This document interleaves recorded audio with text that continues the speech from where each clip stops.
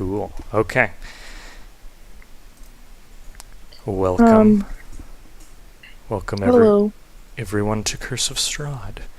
Actually, no. Welcome everyone to Sunless Citadel, because that's what we're going to be starting with. Welcome Spencer. He'll get here when he gets here. I'm not waiting for him.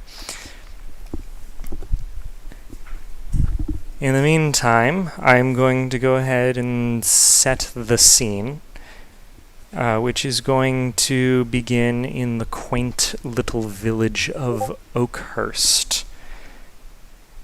We meet in the middle of the summer, where the heat becomes oppressive, but there is beauty in it. The hills are lush with growth. I know this because that's what the module told me to tell you all. Oakhurst is a very quiet town, a little unassuming. Nick, what is your character's name? It is it is Jareth Sanguine. Jareth, okay. We will start with Jareth. Jareth would find himself wandering into the Old Boar Inn, a humble little tavern with a grizzled old mangy pig's head swinging from the doorframe. As you step inside, you see that it's not terribly busy right now. You would see a couple of patrons quietly sitting off by themselves. The barkeep behind the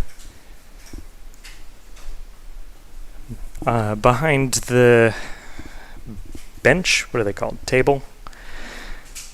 Chatting with another man, laughing to themselves. As you scan the room, the person that would catch your attention would be Jay's character. Jay, what would you say that Jareth would see upon you entering? Am I entering the bar, or am I already here? You're already inside, sitting by yourself. Jareth just walked in. Very absentmindedly trying to balance a cup, like an off angle. It's not going well. It keeps falling over. Every once in a while, you hear him go "fuck," and then they try to pick it back up and fix it. But what would he see? Visually, physically, what is it you look What's like your right character now? look like, pal? You see a blue-skinned individual with long, pointy ears. If you catch a glimpse of their eyes, their irises are very wide, about covering most of, if not the entirety of the eyeball. In rags, the things that you would expect somebody would find off the streets, and they're wearing a headband that looks like it has not been taken off since they found it. Nice. One of the aliens from Avatar. yeah. So you look at one of the aliens from Avatar with 5 fingers. My good. And Jareth, as you come swinging through the doors like an Old West saloon character, what would everyone see from you? You would see quite an interesting sight. The man comes in quite proudly, draped in quite an interesting armor, quite ornate. A kind of a simple full face helm and scale mail, however, all decorated up with nice little laces and trinkets. The scales have been colored in a way of black and red, with a big S in the center. with kind of roses wrapped around. On his back, you see that he has a massive greatsword and a shield, strapped upon there, also quite ornate. While around his waist, there is a short sword, done up in a very similar style. However, the pommel seems to have been removed. But yes, and as this man kind of he would once he walks into the area, the bar, he would unclasp his helmet, and you see kind of a strawberry blonde hair trickle out of it, with a slightly blonder goatee to match. This man looks like the definition of a Prince Charming. And what does he do? Severely out of his element. Oh yeah. What does he do upon entering this this area? Who does he speak to first? Barkeep or any of the other patrons? No, I believe he would go up to the barkeep. All right. You see this buff-looking man with a thick beard. He catches your eye as you approach, and he pauses the conversation with the gentleman he's speaking to, and he says, "Traveler, huh? New in town? Don't think I recognize you."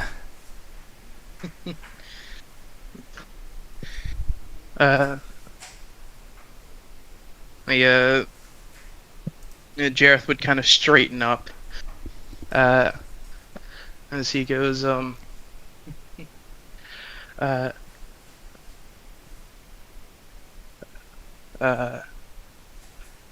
not to worry, friend, for that will soon be rectified.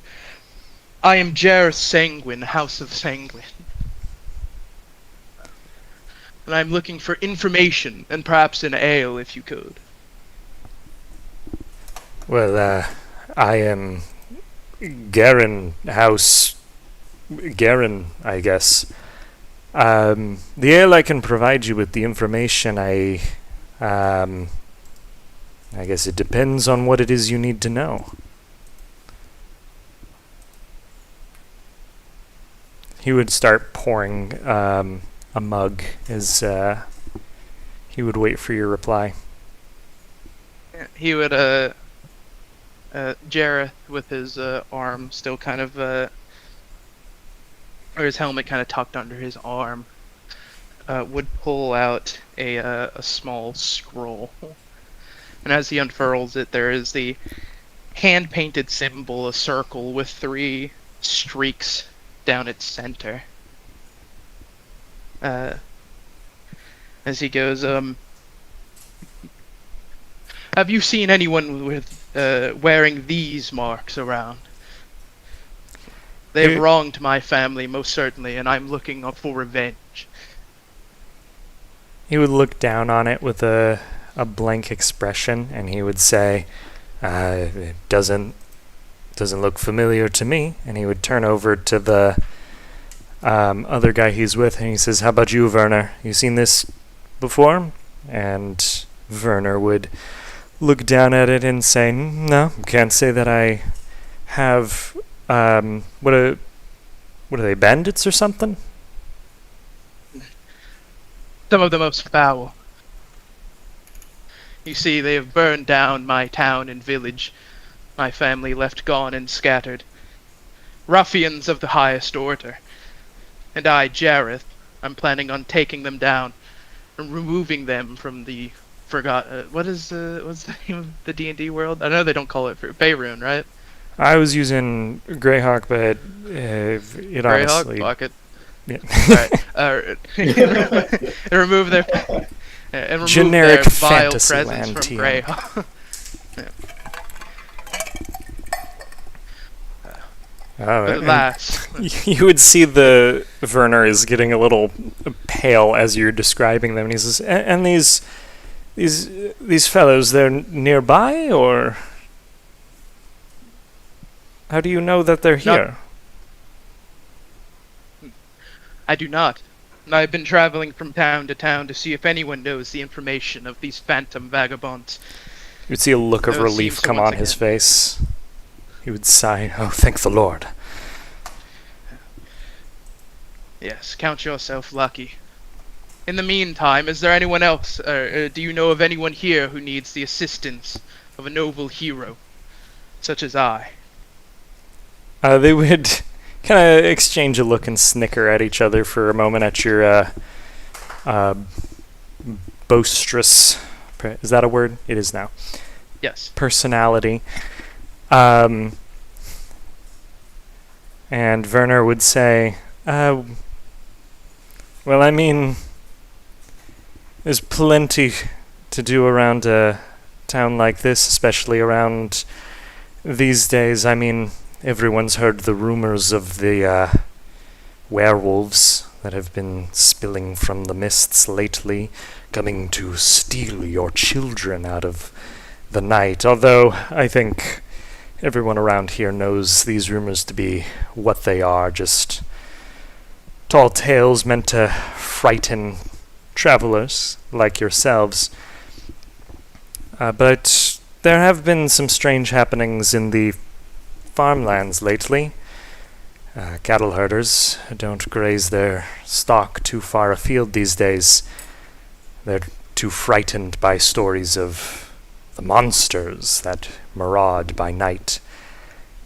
From time to time, cattle and sometimes even people who have gone out alone at night have been found wounded, even dead the next day, bearing dozens of needle-like wounds. The survivors say that they didn't even see what attacked them. No one has seen the creatures that cause this mayhem, nor have they left any discernible trail. But, well, I suppose you could speak to Sharwin," and he looks over at Garen for confirmation on that. Garen nods and says, "Yes, Sharwin has actually been looking for mercenaries. Salvagers, I suppose, is more apt. She runs the general store. You could talk to her."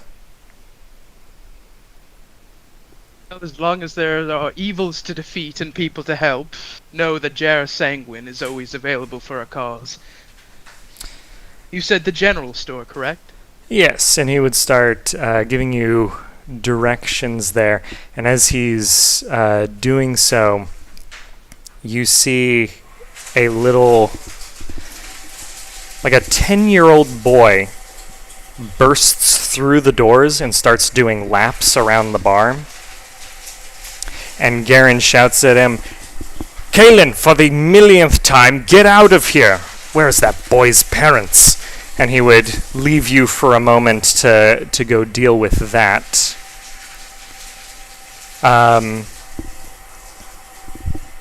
As he does, we are going to move on over to Jay's character. As this kid's running around in circles, he would be followed not too shortly behind by a lively bunch. You would count 2, 3, 12 men and women spilling through the door. Some of them have instruments at the ready and are playing music, singing amongst themselves, having a grand old time. Jareth, you hear Werner mutter to himself, "Lord, I thought we already kicked these people out." As he would turn to you, Jareth, and he would say, You said you were looking for work. Yes, I can talk to Garen about getting you some free room and board for an evening if you just convince those people to leave. I've tried to get my guards to do it, but they just keep coming back like they made friends with them, almost as if they were charmed somehow. But they keep harassing people and threatening to put hexes on them. I just want them out of here.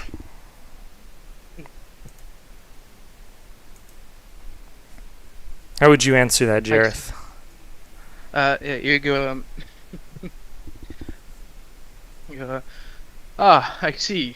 A couple of ruffians here to start trouble for you, eh? Yes, if you could Not to just worry. give them a message for me from Mayor Leng.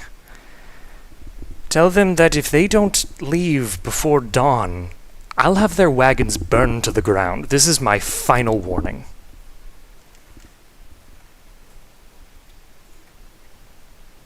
Yeah.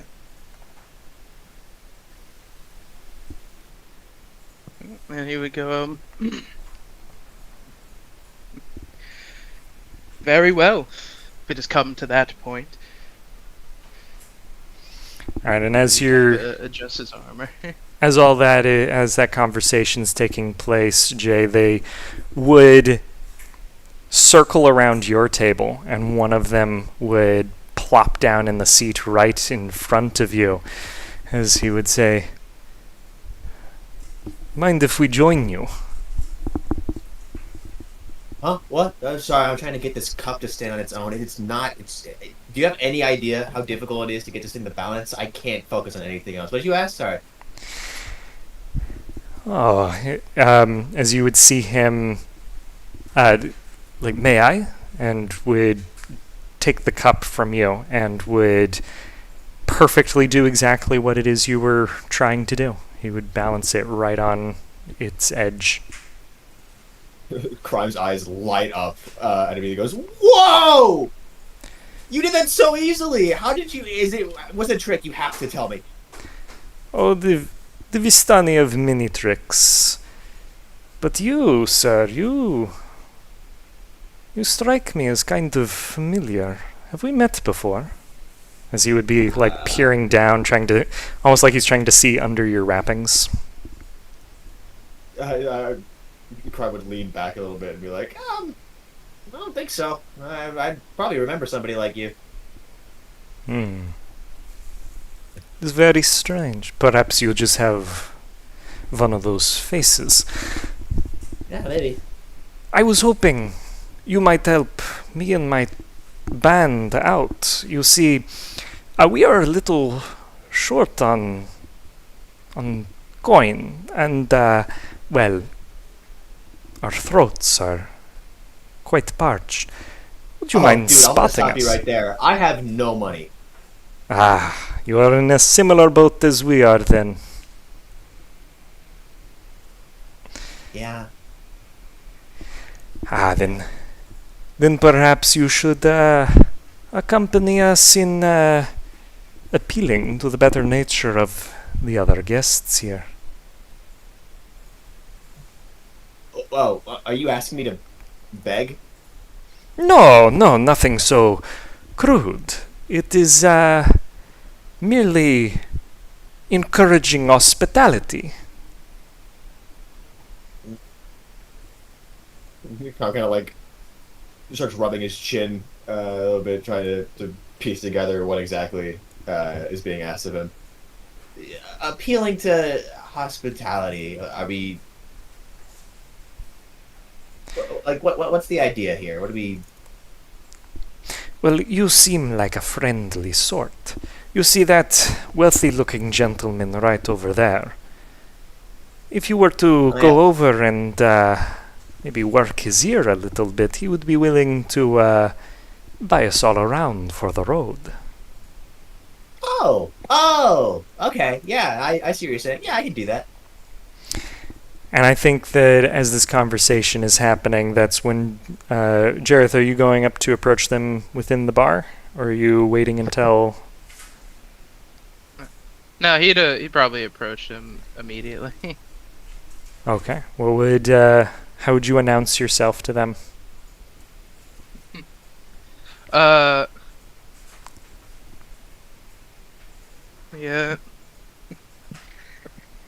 He would kind of walk up and be like, did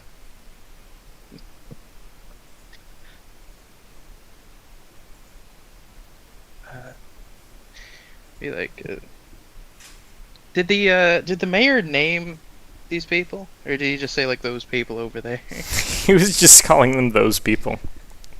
Okay. They, he did point them out, right? Yes. And also they made a lot of noise when they came in. You knew who he was talking about. Perfect.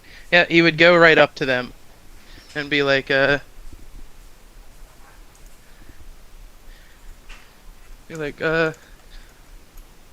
you those ruffians that the mayor has so, who has harried this town so? As he looks up at you as you approach, the smile would not fade from his face. In fact, it might even grow just a twinge wider as he would say, "Ruffians? Well, I've never been accused of such before. We are simple travelers. I am Stanimir." Yeah. And he goes, well, Stanimir, I am Jarrus Sanguine, and I have been told by this mayor that you have been naught but louses, harrying the good people of this town, as I see you are doing right now. As I'm Stanimir not would... affiliated with these guys. I have no idea who this is. My point exactly. I did not know it was illegal to make friends around here, but very well. Perhaps we will leave, if you are willing to buy us all around.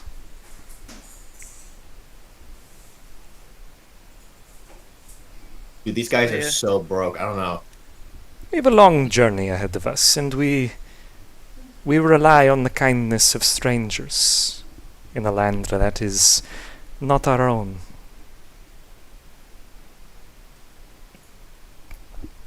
Yeah. I think Jareth would kind of at this point look around the room. Is everyone like staring at them? Yeah, there's only like a handful of people in this place. It's honestly not even that large of a tavern, but people are like looking over their shoulders occasionally, but they look like they're really trying hard to ignore this whole conversation. Fair enough. Yeah, I think Jareth would kind of look back at them. And he goes, and you swear to leave if this round is brought upon you. Of course. You have my word as a Vistani. Yeah, yes, he would kind of adjust himself. And he goes, very well. Let it be known that Jareth Sanguine is never one to strike up helping the downtrodden. You would hear one of the Vistani there would very loudly scoff at that, rolling his eyes.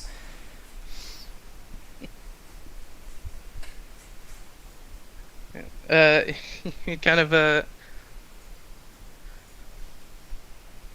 he would kind of look at the man and be like, have something to say. Me? No. Why should I?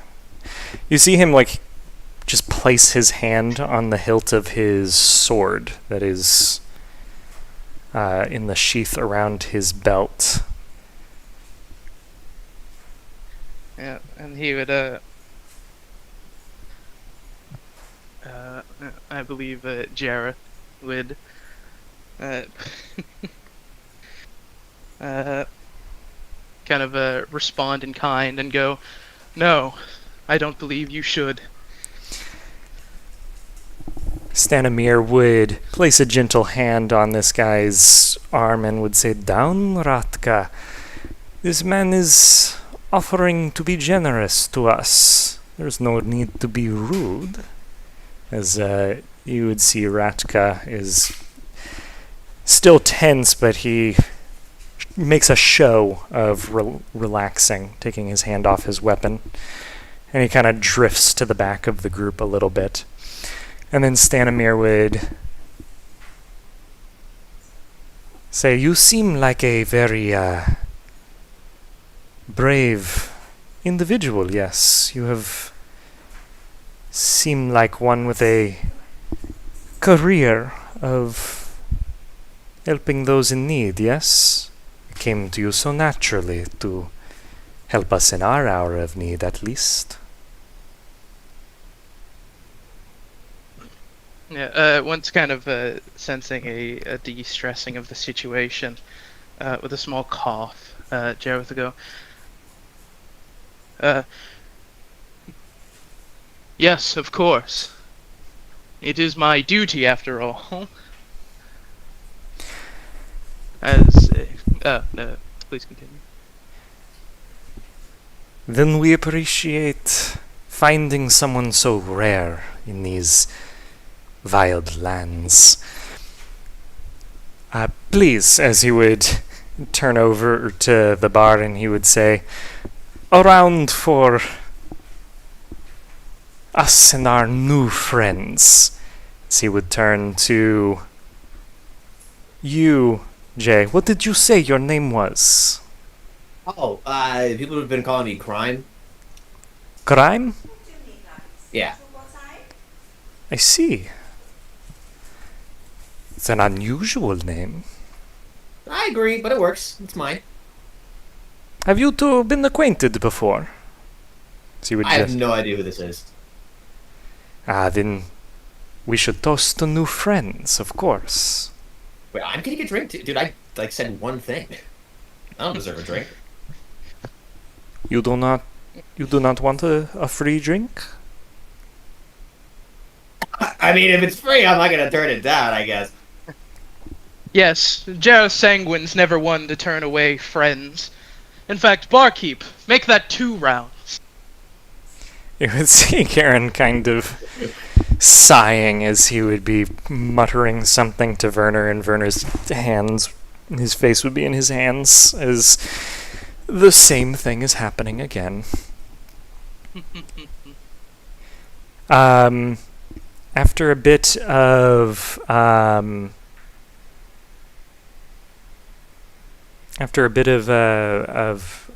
drinking and partying a little bit with these new friends, we'll fast forward a little bit and have Stanimir saying, "Well, I once again appreciate your hospitality. You can tell your mayor friend that we will be gone before the day is over, and I'm sure we'll see both of you again, Lord be willing."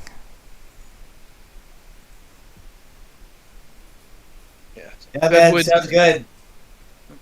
That would be the best decision. Not sure. Jay, do you want to roll a perception check for me? I got you. First roll of the campaign. Here we go. Got a 9. 9? I will Alright, you don't post notice this in anything. here. Oh. Well, There we go. Just so we have a log of it. okay. Yeah, Jay, or crime apart. Yeah, you wouldn't notice anything of the sort. Jareth seems to be carousing, sprouting about what good can come of friend, and that Jareth is always that Jareth Sanguine's always a friend to all.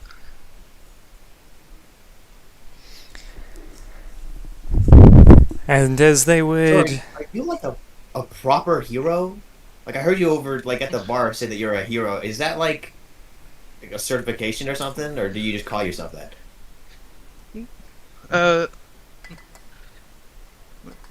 well, I believe that anyone who works to help the downtrodden and those who are less fortunate, could, are heroes. I have devoted myself to casting out the evils of this realm.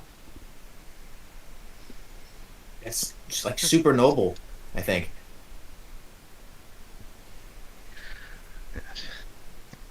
Yes, yes indeed, my friend.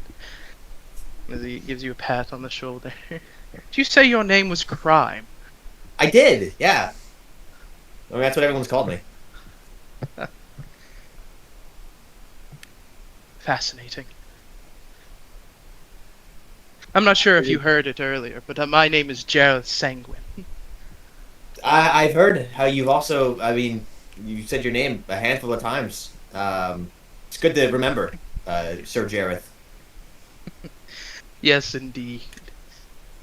Do you go by Sir? Does that? Are you like an actual like knight or something? I get confused. Uh, Everyone wears shiny armor, and I think, do I have to call everyone Sir whatever? uh, you may if you wish, but I prefer Okay. just the full name. Ah, Sir carries Jareth connotations. Seguin. I thanks for the drink. I appreciate it. Of course.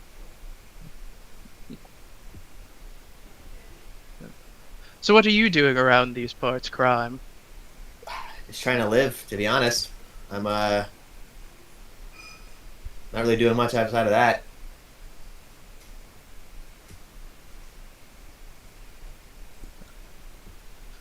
Fair enough. I suppose we all are in these dark days.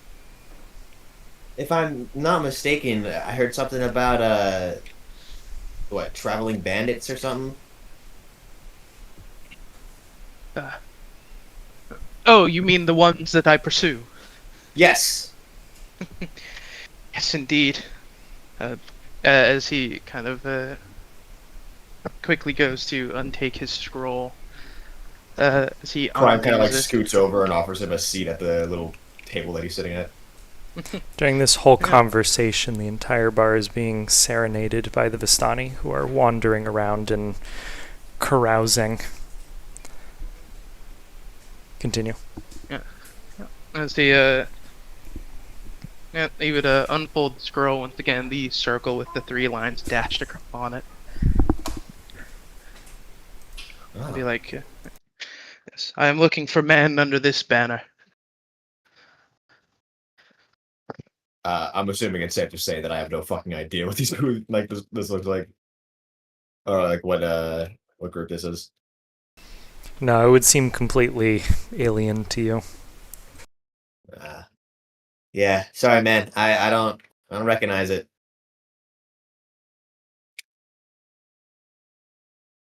Fair But enough. I mean, you've been so kind. If I hear anything, I don't know how long you're gonna be, around. I'm probably not gonna be around here too much longer either myself. But if I spot anything while you're still here, I'll come running to you. Much obliged, my friend. I imagine I'll be in this town at least for another day or two. It seems like there is help that is needed. Talk of werewolves and things that go bump in the night. Oh, really? Yes, the barkeep said it was quite an unfortunate time. Hmm. I mean, I'm not unaccustomed to taking the odd drive every once in a while. If you, I kind of want to pay you back for buying drinks. If you need a hand with these werewolves or whatever, let me know. I can hold my own. I mean, they're werewolves. They're just bigger dogs, right? That's not going to be that hard. I do believe it. I oh, uh, I can't think of a reason I should say no. Jazz Sanguine's not one to turn away good compatriots in these times. And crime. nature isn't one to turn away a good pal to help fight things. I'm not really used to this whole like chivalry thing. I'll help you if you need it. Much appreciated, friend. Did you say your last name was Nature? Yeah, that's my name of. Name of Nature. He kind of like Crocodile just gives you a very like absent-minded smile. Like there's nothing going on behind his eyes as you put together what his full name is. Yeah. Yeah, I don't think Jareth would say anything more except just turn and think, I guess.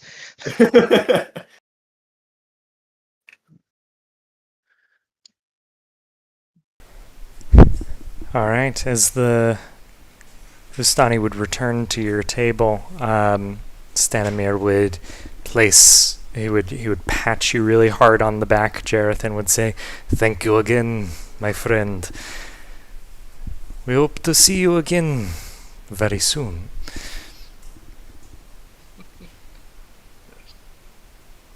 Yes, of course. My friend.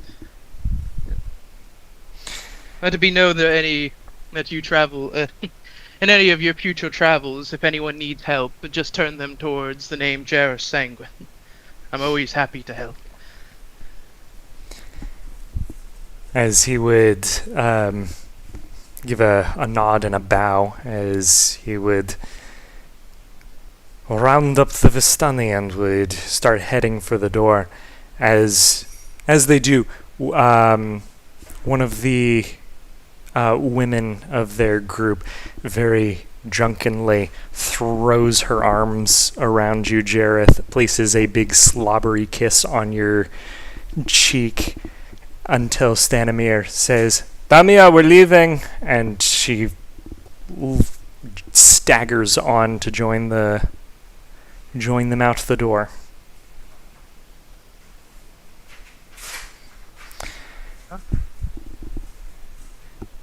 And you would hear the rest of the guests almost breathe a sigh of relief and mutter to themselves about how annoying those people were.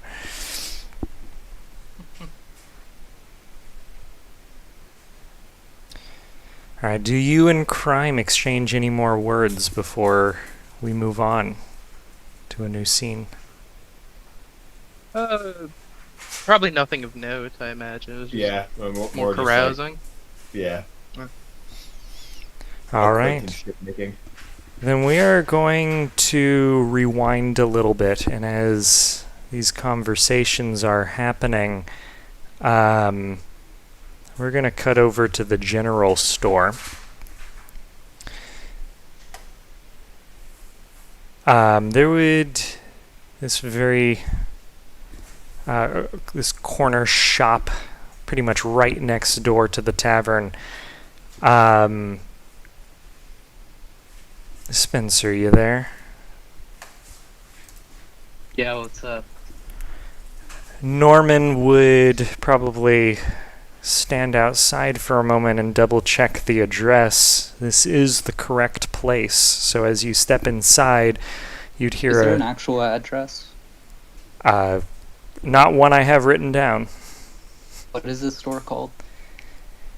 Hugh Crelle's Adventuring Gear, I suppose. You don't name it in the module for some reason.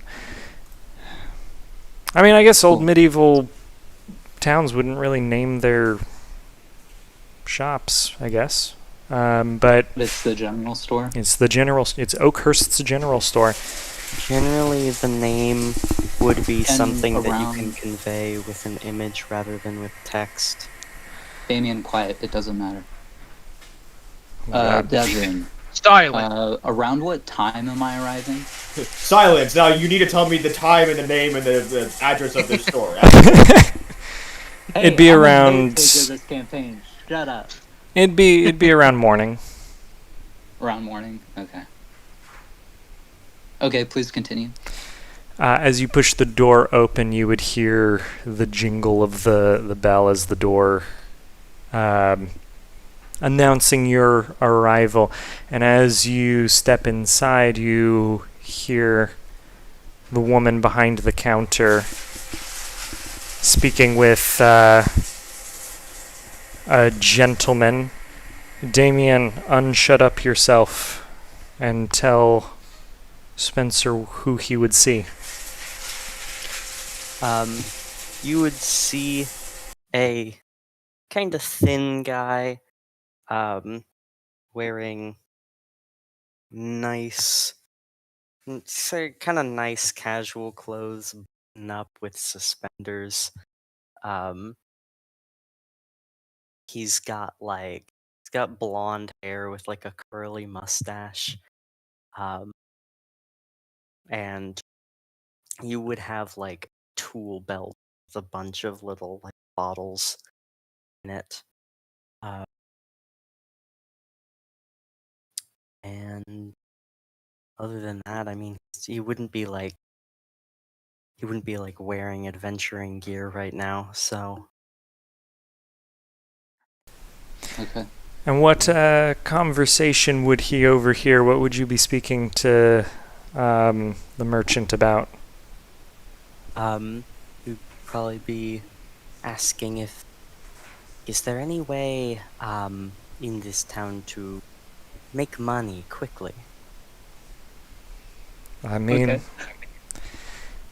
there's not really any open positions at this shop, I'm afraid, but I'm sure the People farm. who need chores done, anything simple like that.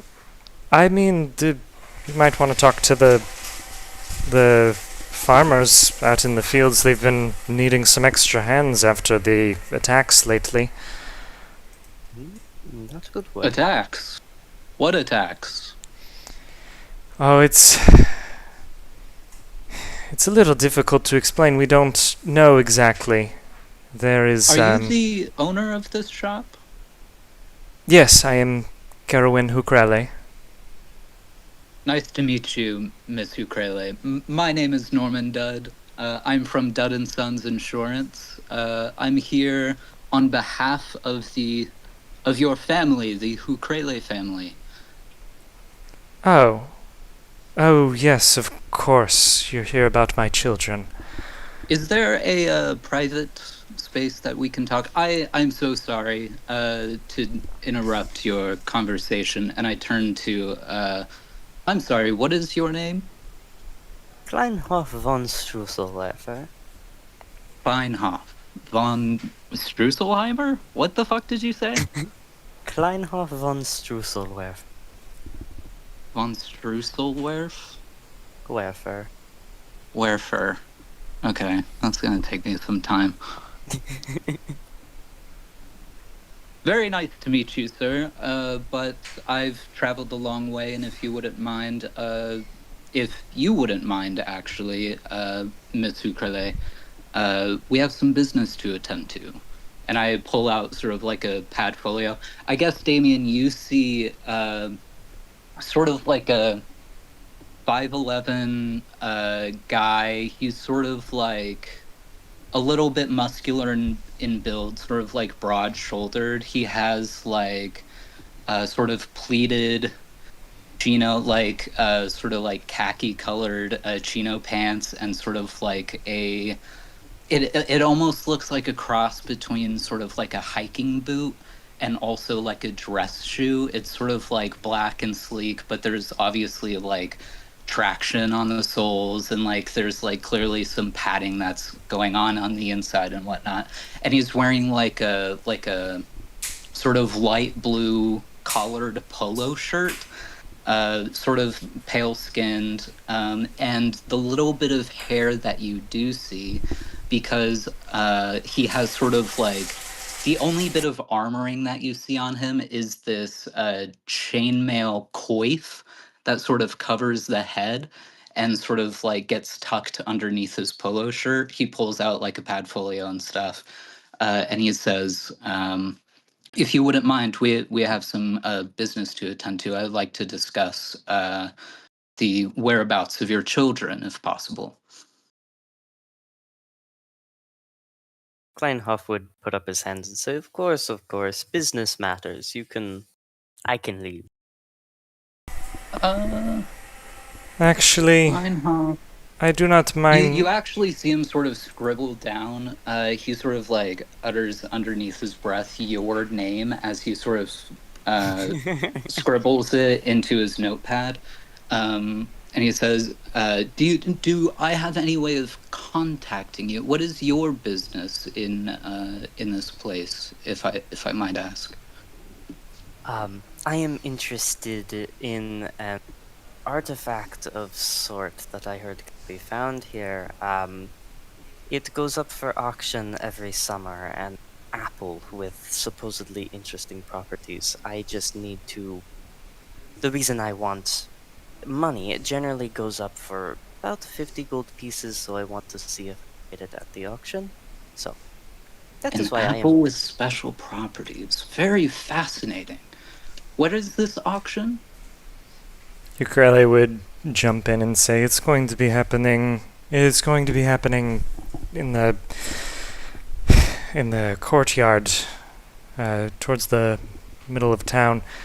I do not mind if he is here for the conversation. You said you were looking for work, so I might as well inform you that I am not sure if my children are dead.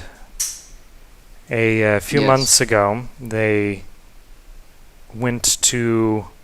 followed some rumors to the Sunless Citadel. It is a bit of a local legend, I suppose. They had a group that they traveled with. But as I said, it's been months and no one has seen any of them since.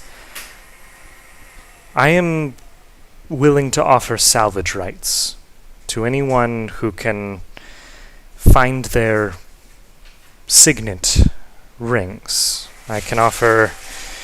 I think I can spare 750 gold pieces per ring. If you can bring them back to me and let me know what happened to them, I'd be very That sounds grateful. about fair to me. I personally would be happy to assist. But of course, we can discuss, the finances of everything later. What's important is discovering your children in the best of conditions. I'm so sorry for this tragedy. It is always hard to lose a loved one.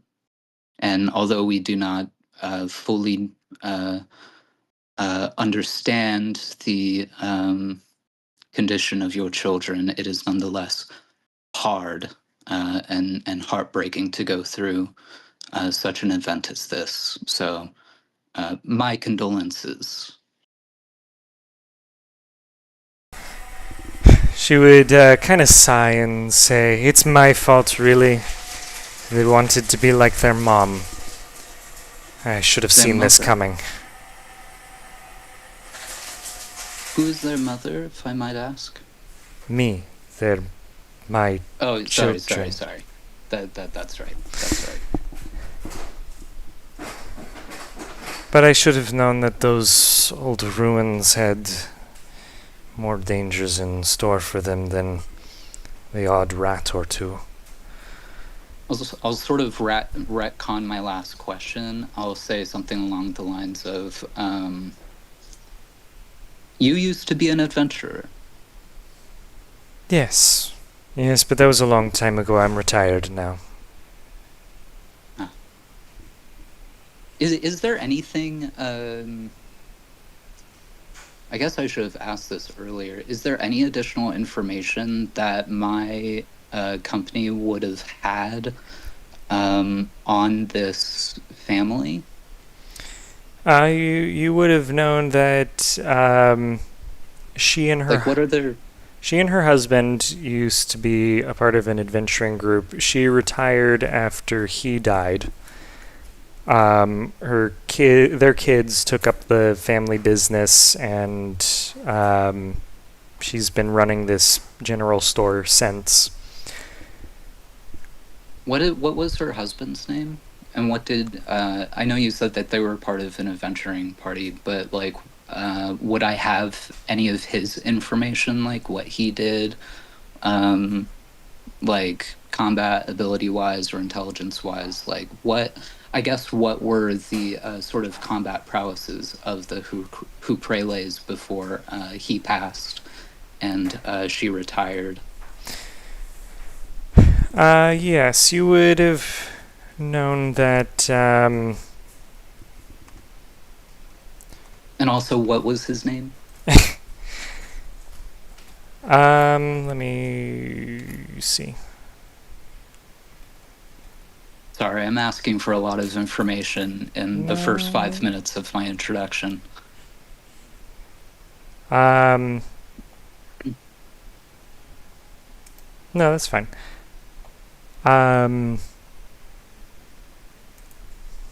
His name would have been Greyworn Ukrele. He was a wizard. She was a fighter. Fighter. Oh, cute. Okay.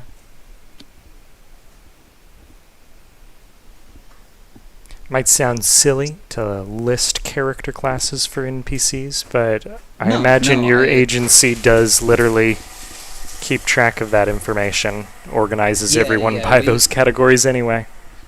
Yeah, we would have like some sort of classification system for like certain types of adventurers and like whole different types of insurance policies for those different types of classifications, like different benefits, different, I don't know. But my history is not as important as what happened to my children. I assume you already have their information. I would have submitted that paperwork ages ago. Of course, but just to clarify, they reflect yours and their father's adventuring prowess? I would say that, yes. My daughter, Sharwin, is a wizard just like her father.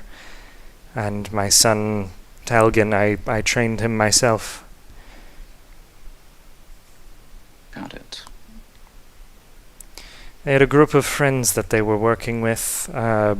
Many of them newcomers. I wasn't familiar with any of them. Except for one, I suppose, Erky Timbers. He was an acolyte at the shrine of the Morning Lord. What was his name? Erky Timbers. Erky Timbers? Yes, and then there was a paladin and a ranger, but I don't believe I caught their names. Acolyte of the Morning Sun or Morning Star? Morning Lord. Morning Lord. Okay. And then they also had who? There was a paladin and a ranger, but she doesn't know their names. Sure.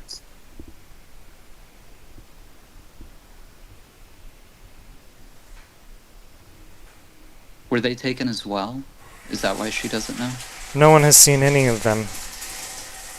Heard, so the entire party is missing. Okay. Yes.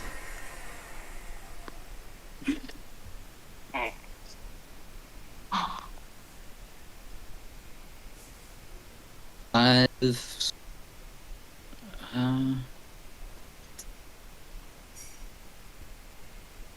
don't know if I have anything right now. I think I'm just confirming general info.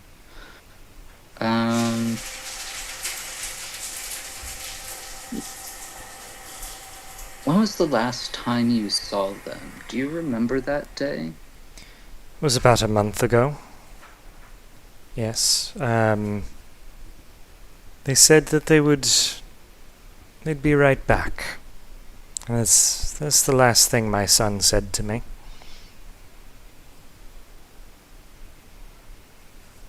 I see. Truth be told, even though it's well known in this region, I myself have never really delved too deeply into learning the history of this citadel, but I know that the priest at the shrine keeps records of these sort of things. If you want to talk to Corky later, you can. Where might I find Corky? She would... Who is this individual? Corky, he's the priest of the Morning Lord for this town. He runs the shrine. It's at the back of the village. Up the hill.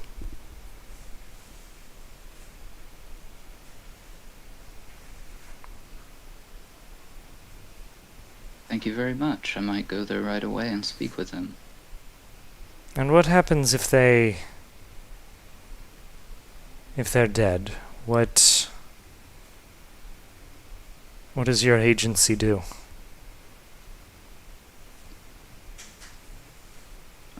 Well, and I sort of start like shuffling through papers in my portfolio, and I say, well, they were insured under our company, and these were the policies that were provided to them. And I hand her two separate packets of paper, basically laying out effectively the contract that both of her children signed. And I say it's pretty standard stuff, remarkably similar to the same insurance policies that you and your husband signed on for, though times change as they always do, and our policies have made some major improvements in regards to identity protections and safeties. And yes, you will receive a collection of sums from their insurance policies should they appear to be deceased, as confirmed by me. Yes, and you will have to proceed from there on your own, I'm afraid. Any sort of funeral or memorial services, we can provide crematory burials. We have departments in those. We can move the bodies if you would like, and take care of them with some of our other partners. I'm sorry, I don't mean to get so technical No, about it's all right. this information. My husband was admittedly the one who set all of this up, so I appreciate the explanation. Of course, if you would like to take an hour to just sort of talk things over, but then again, you are running a business, and I don't want to keep you. So perhaps we can meet, set a schedule for another time, and we can move through those proceedings before or after your children are found. Yes, let's do that. And as she starts going over the details with you about the schedule for that sort of thing, I think the bell would chime again, and Jareth, you would be entering to follow the lead that you had been given in the tavern. Crime, would you be accompanying him? Yeah, at this point. Nice. All right, then you would both enter the general store. I imagine Crime as you were both walking and chatting.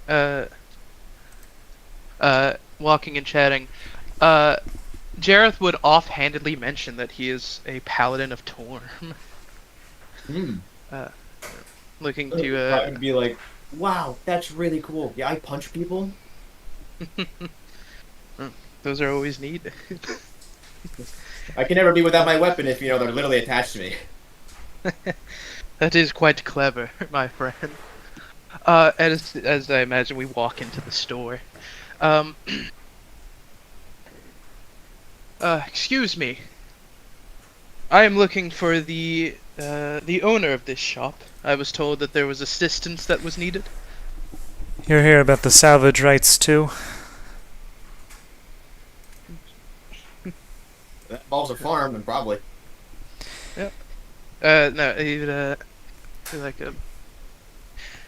I believe so. As long as there's help needed, Jareth Sanguine is always there. My name's Right. Crime. I'm there occasionally. Right. Well, as I had just explained to these two gentlemen, both of my children have been missing ever since they ventured to the Sunless Citadel. If you can retrieve their signet rings, I will offer 750 gold pieces per ring that you can return to me. Unfortunately, I don't have much information about the Citadel itself, but if you talk to Corky at the Shrine of the Morning Lord, then he'll be able to direct you, I believe. The mention of how much money that she's offering, that the Crime's entire face goes slack. That's more money than I've ever heard of, ever, period, in the history of all time. Not to worry, noble shopkeep. I will not have you pay for your son, for remindings of your son's deaths. I will require no money for this job. Only that you let know that anyone who requires help can seek the name of Jareth Sanguine.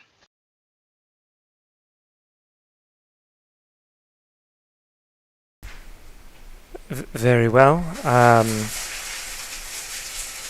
Your friend seems to... The gold will belong to anyone who brings them back. How you choose to divvy it among yourselves is up to you. Very well. Have I heard of this Sunless Citadel? You're not from this area since you've been traveling around, so I don't think you would have heard it.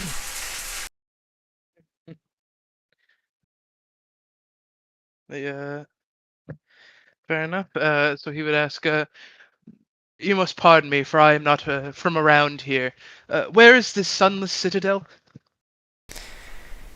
I'm not entirely sure. My children were the ones who were handling all of that, but I know that Corky knows, if you just speak to him. In fact, I just gave the directions to this man here. He can probably accompany you. Yes, nice to meet you, both. My name is Norman Dudd. I'm a life insurance policy agent, a field explorer, if you will. It's nice to meet you both. What are your names again? Likewise.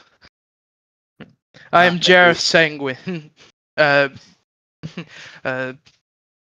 hero to all and a paladin of Torm.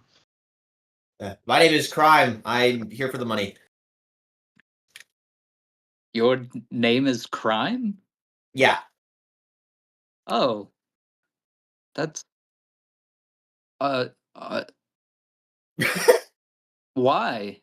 Can I ask why? It just works. That's what people call me. That's what people call you.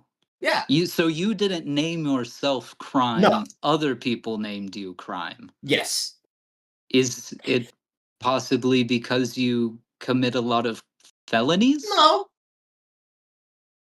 So then No, why I do mean, they call you Crime? They always You kind of look don't- at me and you go, don't it's know- Crumb gets nature. Oh, God, what is that? Oh, God, get away from me. And I just kind of sit there and smile. And then he blinks one eye at a time at you.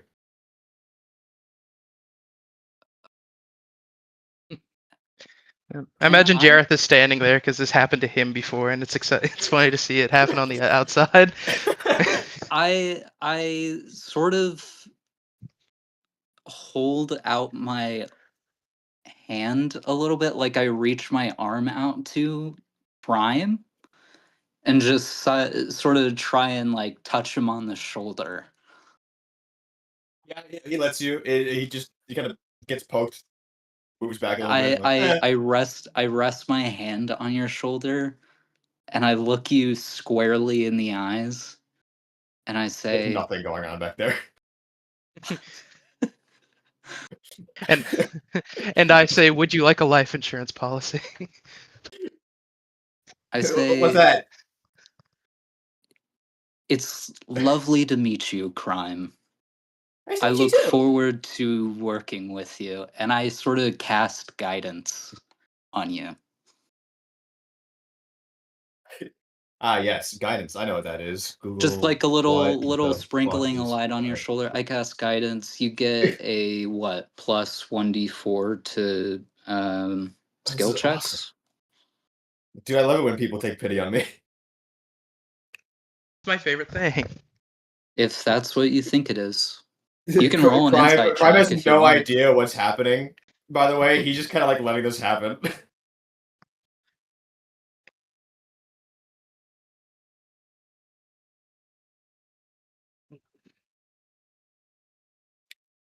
Oh, Oh, guidance is new? Okay, so I give you guidance on like I'll give you guidance on an insight check. Your okay, next yeah, insight I'm gonna check beat that. gets plus 1d4. You have to Awesome. specify what guidance it is now. Yeah, apparently. Schnoozeville. I think it's because 2014 rules, everybody was picking guidance over resistance, and so they decided to debuff guidance a little to make it a more of a balanced system. Yeah, I'm going back to Cyberpunk Red. What are you giving me this on? What is the modifier again? It's well, granted, it's only up to a minute, so it probably doesn't Okay. matter much. Yeah. But It's a nice gesture. yeah, pretty much. Yeah, You feel they're a little granting warm you inside. they're granting you insight or guidance on insight to be like, you need to look at yourself right now. you you Well, got to you just figure need your to be a shit bit out. more socially aware. Everybody's picking on you, calling you fucking crime. You have no reason. Either you're the most delusional person on the planet, or everybody else is in the wrong for some reason. I don't know which one it is. I'm not capable of knowing that. I'm a late I 30s man with a small family he just wants to go back to. Yeah, I can't put crime of nature on a life insurance policy, which I'm sure you want. I probably You- could if you wanted one, but that's a conversation for later down the line.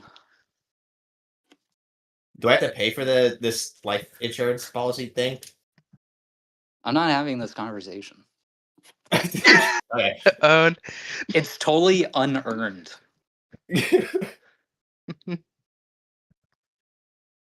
You don't deserve a life insurance policy yet.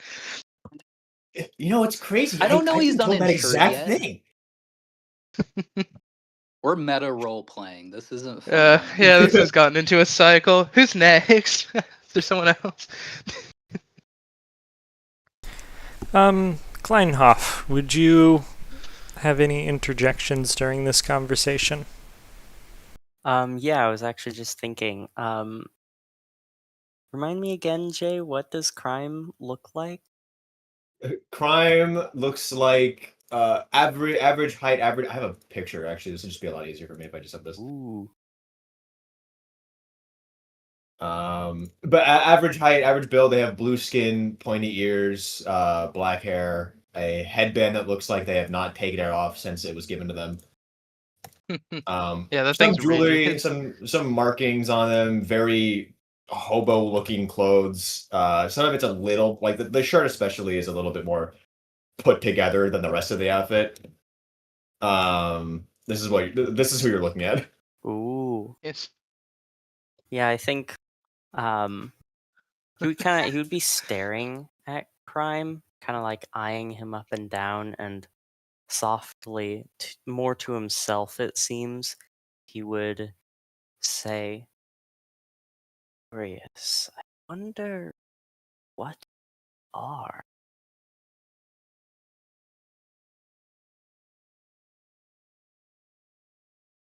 Crime. I don't know if that would be loud enough for Crime to hear. If it was, he would just ignore it. It probably is loud enough for y'all to hear, but it's just like it's clear he's not trying to say it to anyone. He just mumbling out loud. Yeah. Crime would either two options here. Crime overhears it, then says nothing. Crime doesn't overhear it and still says nothing. In both cases, he's just silent. Perfect. But yeah. Wait, is your last name literally just Streusel Waffle? Fucking hate you. Mayhaps. Nice.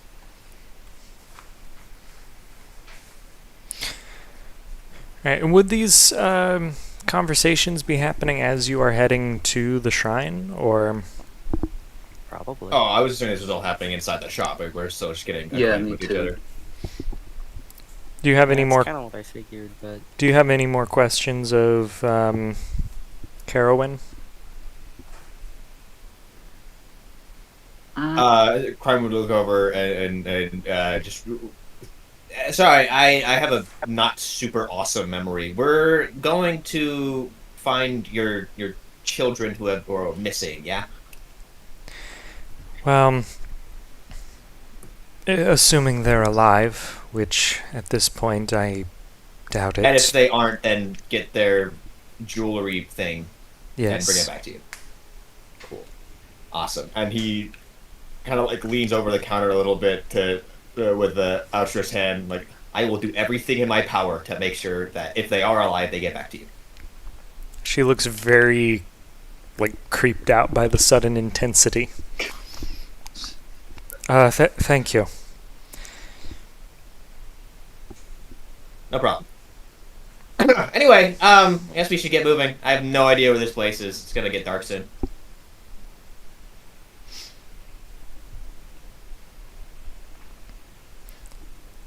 Alright, well, I imagine Norman would lead the way since he has the directions. Sure. Yeah.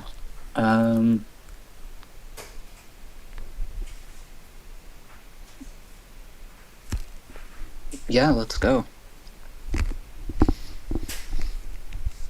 The party is formed. No one else is joining. I think while you guys are sort of talking a little bit, I sort of silently speak with Carowin a little bit, just sort of bidding adieu, saying goodbye, and thanking her for the information. And I just sort of start walking out. I like to picture, like, I sort of acknowledge everybody, sort of nodding my head, saying goodbye, expecting to leave alone. But as soon as I cross that, like, shop door threshold, you guys just start following me. I'm like, okay, this is a group now. And I just sort of silently accept the situation. It's for the best. But, like, just starts journaling, writing more information in my padfolio, sort of letting you guys talk.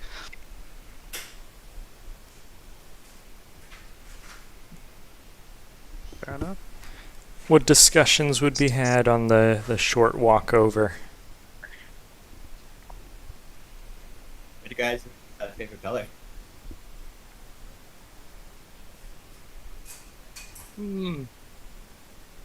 I would have to go with the shining red. Oh, it's a great one. It like stands out. It's easy to see anywhere. Yes, like a fresh washed apple. Yeah, oh, I'm so hungry. You need food, my friend. I made the mistake of, you paid for that drink, and that's kind of all I've had. Yeah. He would go. He would take a ration out of his bag, going, "Here, my friend, let it be known that Jar Sanguine would never let his friends go hungry." Thank you. He takes the ration and he splits it into two and hands the other half back to you. Like, well, you have to eat as well. We're about to go do like a thing. Well said, compatriot. As he takes a bite, as he looks over to Kleinhoff, and he would go, "Are you looking for refreshments as well?" Oh, a drink would be nice. I unfortunately didn't bring any with me. My supply ran out 2 days hence, previous. That's okay. Making him British by accident. It's okay. Just Every stick 4 with sentences. it. Just let it happen. Just fall into okay, whatever I'm taking words you're numbers. using.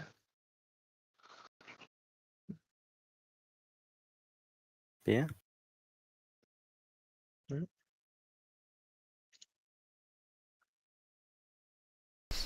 Alright, and as you reach the steps of this simple temple, and you head inside, Dominic, you there?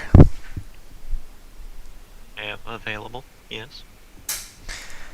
What do they see upon entering this temple? Who is currently talking to the short priest? So, your little collection would see a knight clad head to toe in just full armor. Everything covered, you cannot see anything underneath it. He absolutely towers, and I know Devin described this priest as being short, but you can tell he towers over even like pretty tall people. So he's probably like just looking down at this priest as he talks to them, sword placed in a sort of resting position in front of him as he is getting this information. Dude, And what that guy's question? armor, he's got the full armor. You don't have that. Looking over at I've already forgotten his name. He said it like 8 times. I've already forgotten it. That's insane. That's the most unbelievable thing ever, and you're a small blue person. There are dragons in this world, and the fact you forgot Jared's name. Dude. Listen, dragons are way cooler. I'm gonna be honest. Like, Yeah, dragon's nuts on you. Oh, high five. And what Anyway. question would he be asking as they enter? What would they overhear?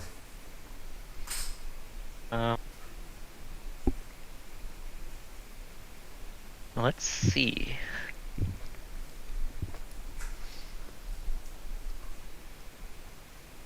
I guess that kind of depends on what information I would have gathered beforehand. I know why I'm here. I know kind of what I'm looking for. Probably, I think I'm gonna have him asking the priest if he has seen another paladin of the order around here, and where he might have gone if he's not here. As Corky would kind of seems nervous, a little intimidated by your stature a bit, but is trusting you as you're bearing the symbol of the Morning Lord emblazoned on your armor. She would say, you're speaking of Sir Bradford, yes. He simply nods in response. Yes, he came to the shrine about a month ago. He was looking for our records on the Sunless Citadel, but he hasn't been heard from since, I believe. And where is this citadel? Oh, well, he took the records with him, but I do remember perusing them briefly before handing them over. Legends hint that it once served as a retreat for an ancient dragon cult. And it currently sits on the outskirts of the Ashen Plain, where supposedly an ancient dragon went on a rampage. It's just if you cross that plain, it'll just be at the edge of the barrier peaks.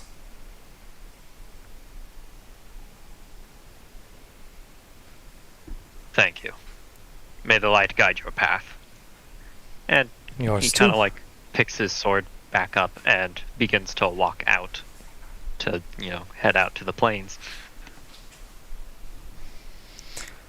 I mean, that guy kind of answered all of the questions that we had, didn't he? Yes, indeed. So, am I hearing that y'all just turn around and start following him? Yeah, I think Crime would kind of like walk into this big guy's path and be like, "Hey, we're also looking for that big Citadel thing. Can we tag along?" I think he would kind of just eye you up and down. You can't really like see his eyes, but you can tell he's just kind of glaring as he just do not get in my way and just continues walking. That wasn't a no, guys. Let's go. not Yeah, even they- within like 15 feet of the priest. Kleinhoff is just calls like, "Thank you for the information," and then he just turns and walks away. Oh, you're all welcome. Thank you. Like Yeah. waving goodbye as Crime's already leaving. Yes, not to worry. Jareth Sanguine is on the case.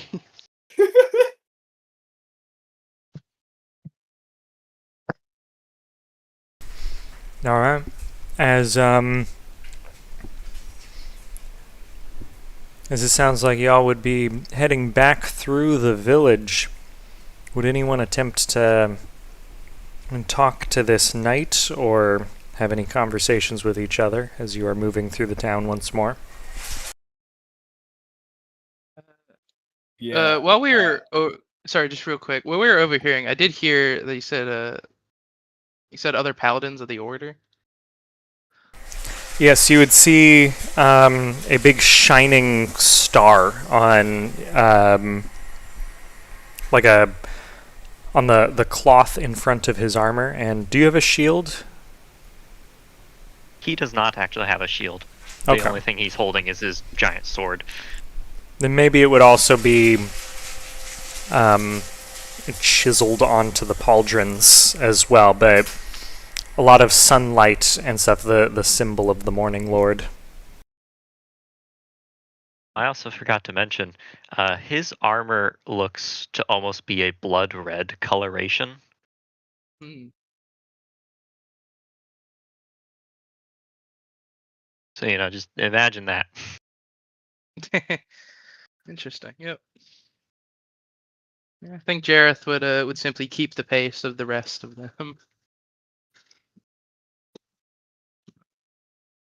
being surprisingly quiet around this fella. I finish jotting down whatever notes I'm taking, and I sort of look over at Callahan and say, "Hey, that's a pretty cool sword. I like what you're packing." And I sort of yeah, I saw the eyebrow raise from Devin. I like what you're packing. What do you think of my little arsenal? And I sort of point at the there's like this morning star that's hanging off of like a belt loop from my chinos, and then like a long handle that reaches like a very blunt sort of like it has like a little bit of curvature to it, but it's essentially a giant maul. The head is sort of curved, but it has like a very blunt edge. Yeah. I think he would kind of give it a quick glance, and then just, it protects you, does it not? Well, of course. Then it is adequate. I quite think so, yes. I got a question for you. How do you keep that armor so clean? I'm assuming I'm looking at the armor and it's like spotless. You're just seeing yourself in the reflection. Mostly. There are still quite a few dents and scratches on it. But But overall, it's like it's at super least free of polished. blood. Do you have like an armor like routine that you do to keep it as like? I mean, obviously, I mean, you can't really do much about the dents unless you get a new set of armor. The serfs of my church handle that. Ah, cool. All right, look back over at wow, this is getting really bad. But if you said it 8 times now, or 9 times now.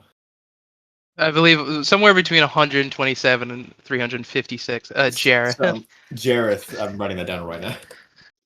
it's fine. I just realized that my name in here is still Fighter, so I'll change it. Unless you would like Oh my to- god, it's Jareth. Fighter Man.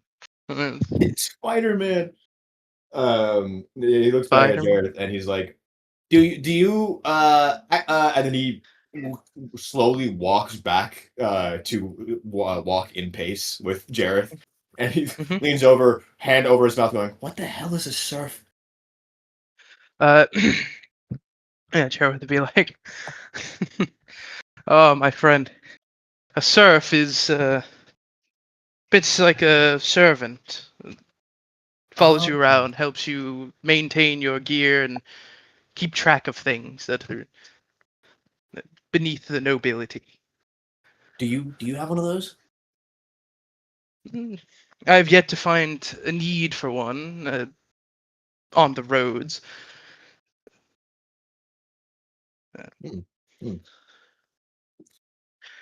But before I chose this adventure, my house was full of them. And then, yeah, I imagine you. Right. Okay. Yeah, I imagine you don't have. After I'm gonna stop talking. If you have any questions, my friend, now is the time to ask them.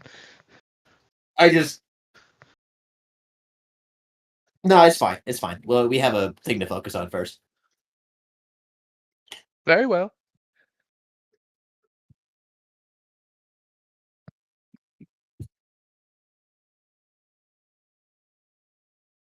Yeah.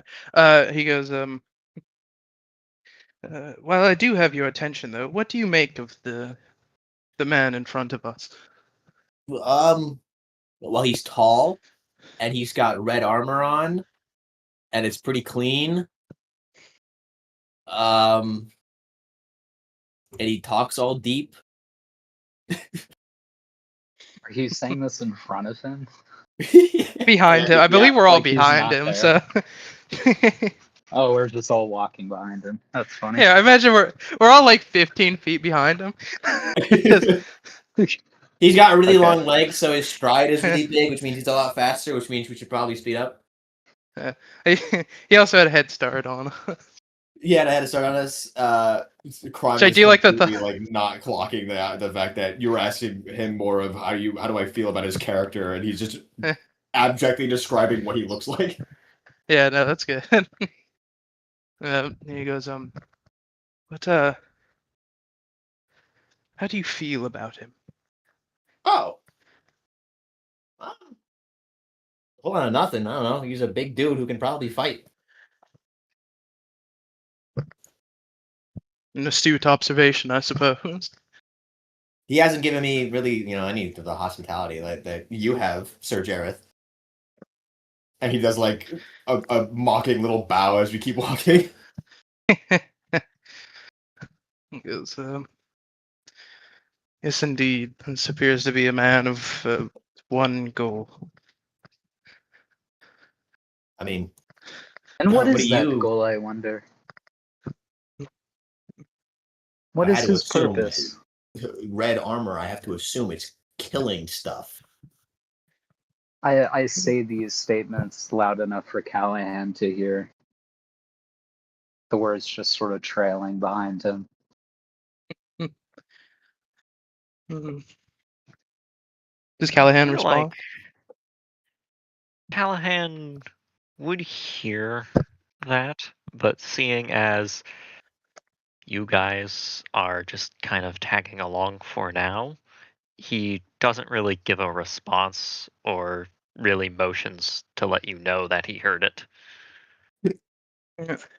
Yeah. That's okay.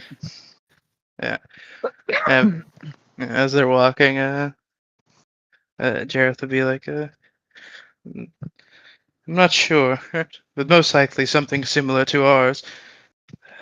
Now, I do recommend that unless he does something unheroic, we should take his heed and stay out of his way. Oh, you're saying it like he's dangerous. You said it yourself, he seems good at killing. Oh, I and you certainly think won't. that we might be on the chopping block? I am saying that we should take his heed to keep a distance and find these sons in hope that he is on the same path as we are. I'm just kind of like nods along with that and doesn't say much else afterwards. I see no threat in that towering figure. I see a son of the light, such as I am.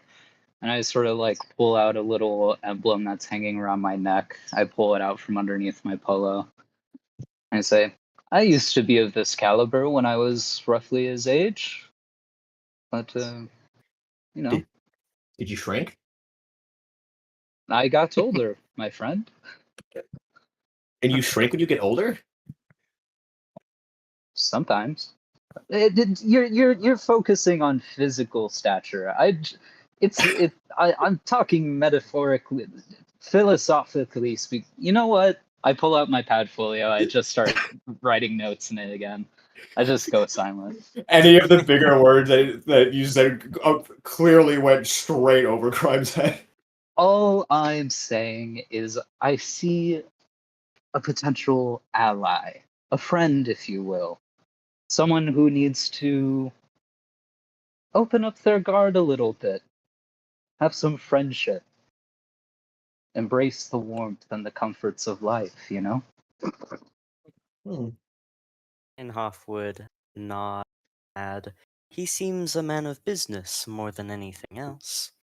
For now, Aye. I think that is something to be admired. And not feared. I agree.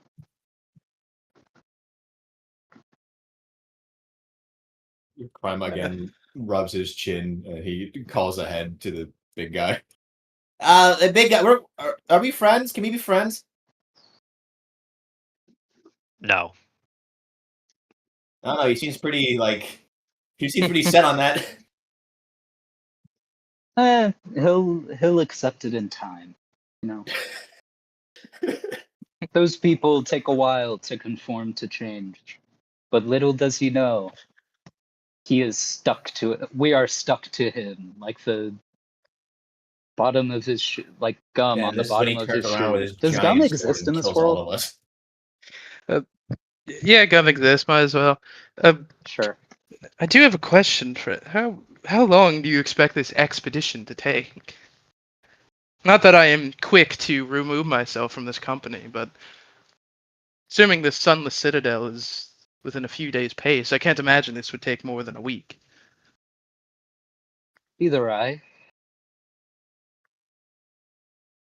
About 30 minutes. 30 If, if only. 5-minute adventure, in and out. Yeah. Yeah, we walk in there, Strahd's like, what's up, fuckers? Of course I'm Strahd! If you want these two sons' rings, you got to find me, haha. Okay, and then I pull out my real gun and I shoot him. Oh, what if you're lucky that that's not one of the things the vampires are weak to, or I would be very upset with you. Oh yeah, well, it had wood in it. Like, it was a wooden bullet. Oh Jay, you shit! have a fucking gun again? Oh, No, Jay no, always has a no. gun. Wait, That's- again? God, I wish I had a gun. Can you Again. imagine? He's had a had. gun You've before played in in another one game. game where he's had a gun. That's just the And only now he game has a you've gun played a in second with time. him. All right, as you Apparently one guys for one player. on gun. as you guys are moving through the village, you would reach like the main courtyard, just right in the center of the village, and there is a crowd circled around a spot, people clamoring and chatting with each other. What would y'all do? Can we see what they're huddled over? You can try to That's the push hubbub. your way through the crowd. Is that what you would do? Does it look like the paladin's pushing his way through the crowd? Are they in the way? They're a little in the way. You would have to go around them a little bit. Personally, I'll go like around the crowd a little bit, but see if I can catch a glimpse, like as I'm passing through, see what the hubbub is about. Gonna attempt to hop on Jared's shoulders to see if I can peer over them. So funny. I was about to say that Jareth would take on the shoulder. As Oh, you're watch the sword. Oh yeah. I don't want that to poke me anywhere. That's gonna hurt. as you are lifting your head a little bit to see above the crowd and turning your ear to hear, you would hear a raspy voice calling out, "That's right, folks, the time is here again. One slice of an apple, perfect hue. It'll heal any disease or ailment. Shall we start the bid at 35 gold pieces?" I look over at Kleinhoff. Kleinhoff be like, shit, it's sooner than I was hoping it would be. Is there visible frustration on your face? Kind of. I sort of take him on the shoulder and I'm like, dude, do we need to do this now? Do what you have to do, friend. I mean, if I miss this chance, I wait. But do you want the apple? Yes. Is Callahan just sort of pushing past? Is he like on his way? Is he totally uninterested by what's happening in the Oh sprout? yeah, if it's just an auction, he would just keep marching forward. I'm picturing I him see. like grabbing someone by the face and physically pushing them out of his way as he's walking past. He just casually throws a slap at somebody. No like efforts put into it, and the guy that gets slapped is like, ah, fuck! And it's just sort of like pushed to the ground. Picks a guy up, turns him into a pretzel. Picks another guy up, crushes him like a soda can on his head. I see that Callahan's pushing forward, and I look at the urgency with Kleinhoff's situation, and I say, what if we sort of split, right? Some of us go with Callahan, see what he's up to, make sure he's all right, and some of us stay with Kleinhoff. That way, and then we can sort of reconvene at the general store, should we need to. I mean, if this apple is that important to you, then I guess. Could potentially be the answer to a question I have been asking myself for a long. Yeah, well, I mean, you do what you gotta do. Guidance is only concentration up to a minute, so I'm gonna give you guidance on persuasion, I think is the best choice here. Alright. I'm just gonna quickly like give you a word of encouragement, like you've got this, you know, answer your question, and I sort of follow Callahan. Alright.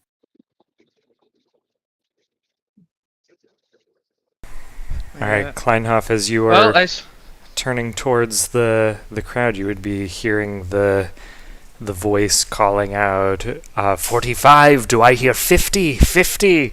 And you hear a voice call out, 50, 50, do I hear 55? Going, 55, 55? And like no one else is calling out, so he says, 50 going once?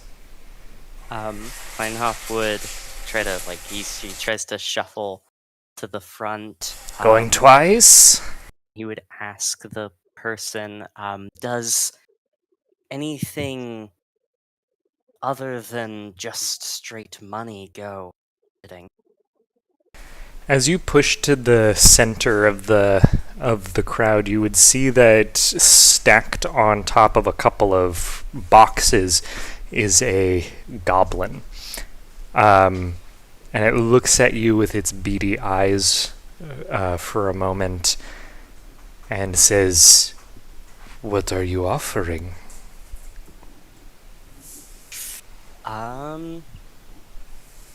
He would... I forgot to mention before that as he was coming out of the general store, he would have picked up like this big bag he has that he had set down. So he slings off his big backpack, and would like be pulling out. He's got like tools and things. So he's like, he says, I have syringes, I have bottles, I have scissors, I have like pulling out, because he's carrying a set of alchemist supplies, a set of tinker's tools, and 5 healer's kits. So he's just like pulling out all this shit. He looks down at all of that and he says, so junk. Tools. Persuasion check. Persuasion check. I don't know. I imagine the goblin would be very unimpressed with that selection. If that is all you're offering, then sold to the gentleman for 50 gold pieces. And you would see him pull out a little bit of a token and place it in the palm of Mayor Ling. Says, "We will be back with your slice by the Midsommar Festival." As the crowd is starting to dissipate, and you see the 6 goblins packing up their things and starting to head off. Would you stop them, talk to them, or would you try to speak to Mayor Leng? I think you would go over to the mayor. You would ask, what is that they hand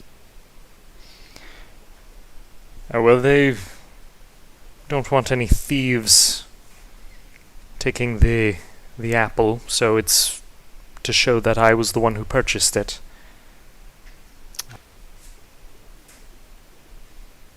I don't even believe it's ripe yet. And supposedly this apple has mystical properties. And what do you want it for? Oh, I've got a bit of a sore back. He would be rubbing his shoulder.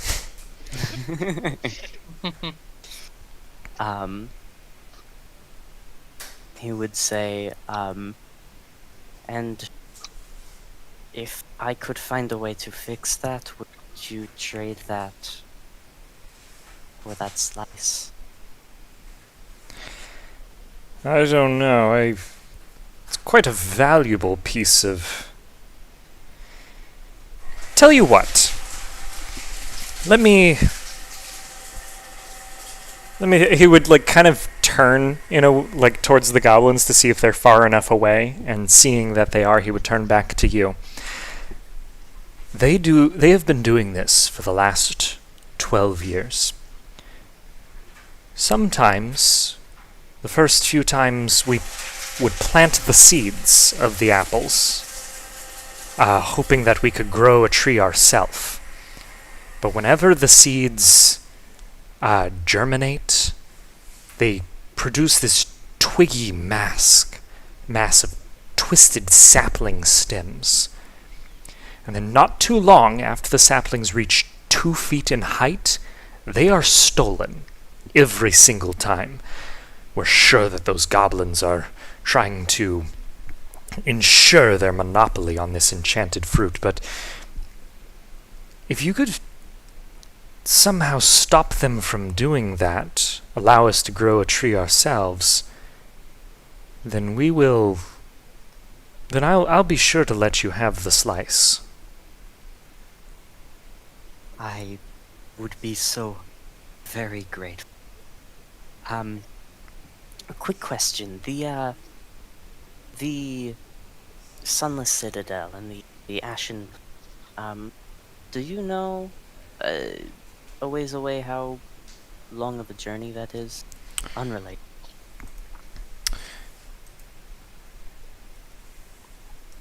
I'm afraid that I don't know a whole lot about that old legend. I would talk to Corky personally if you haven't already. So, that is fine.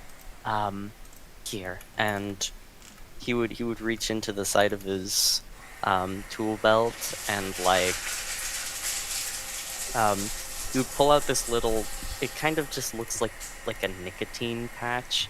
He's like, for your back, and just sticks it to his neck. Casting I'm cure allergic. wounds. You just cast cure wounds on that way. All right. As he would rub his shoulders, and he would be like, "Oh, well, thank you." So he would kind of look at you a little freaked out by that. And then he'd jog a little bit to catch up with the rest of his party. Did you guys say you were all meeting at the general store again? Assuming that this was going to take a lot longer, we're just like a couple of feet ahead, and we're just there. I believe the plan was to split between the followers and the apple keepers. I believe because keepers. Norman, yeah, because Norman went with Callahan that Jareth and Crime were staying behind.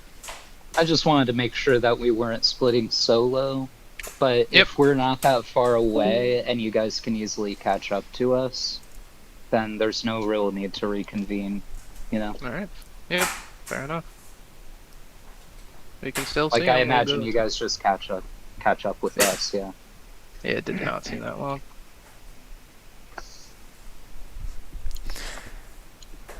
Yeah, it was a fairly quick conversation, but Callahan, I imagine you're just kind of charging ahead. Pretty much, yeah. Keeping a steady pace. I imagine it shouldn't be too difficult for everyone to catch up to you.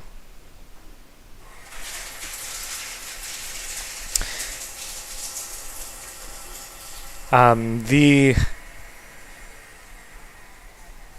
goblins would have a little wagon, and they would be heading out the front gates, same as you guys are.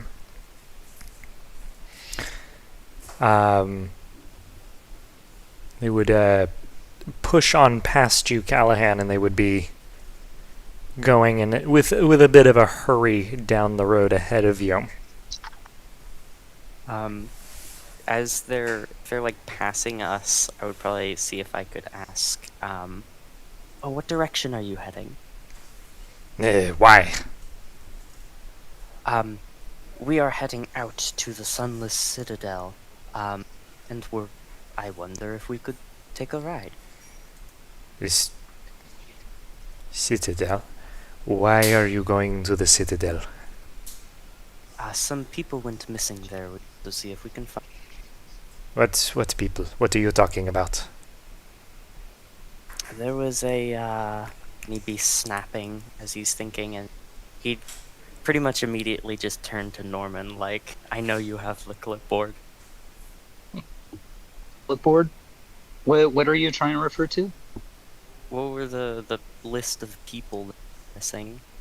Oh, Sharwin and Talgan Hukrele? Yeah. Yes, a pair of siblings and a group of their friends, I imagine, went missing up in the Sunless Citadel about a month ago, I believe. We do not know these people, and we do not know anything about a citadel. And then they keep rushing ahead of you. Alright. I look over at everyone else in the group, and I guess I just ask, so what is the Sunless Citadel? Did any of you derive any information from that? I'm unaware of the superstition behind this place. And it's clear that superstition is quite common. I look at the people rushing away after we question them. Yeah. I am aware that some people think the goblins come from there, but that's all I know about it. The goblins and the auction are all the information I was really focused on. How about you, Callahan? Any insights? Anything that your mentor there, what's his name, Corky, might have shared with you?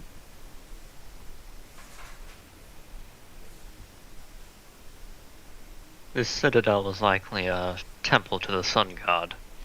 That is as far as my information has gone. What happened to it?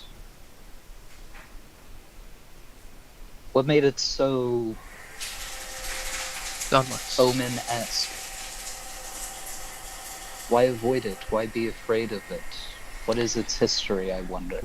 The information Callahan got from Corky was that the Citadel used to belong to a cult that worshipped some evil dragon.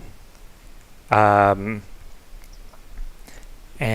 after a battle against some knights, the Citadel sunk into the earth. Supposedly, the dragon and all the knights fighting it died together in there.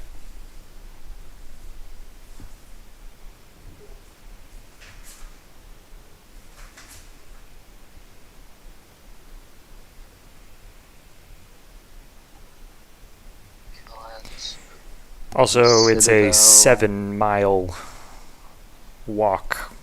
sunk down into From the the village. earth. Allegedly, those involved in the battle perished.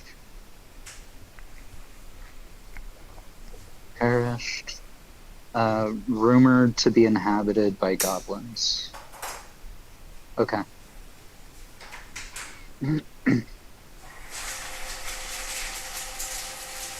Again, Norman's just sort of taking notes while we have this light jog.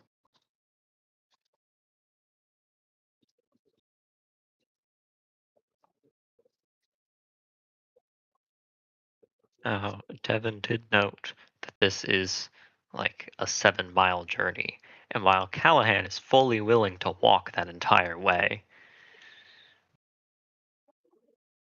I'm not sure about you guys.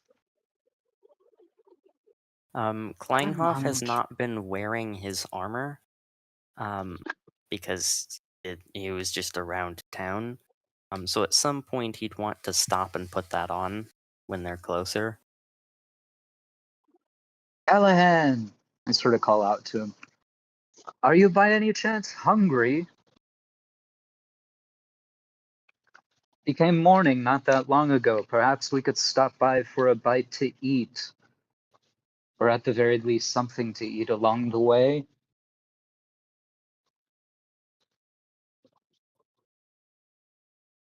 I think Callahan, analyzing the situation, like,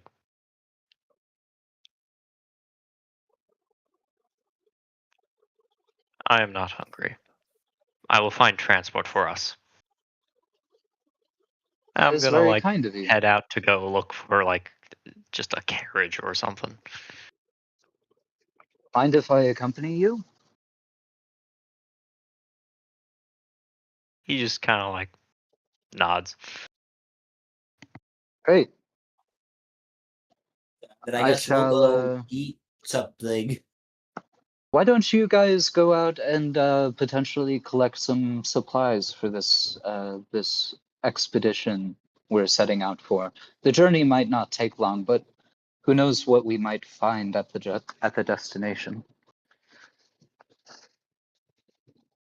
Okay. Seems like an excellent idea to me. Very well.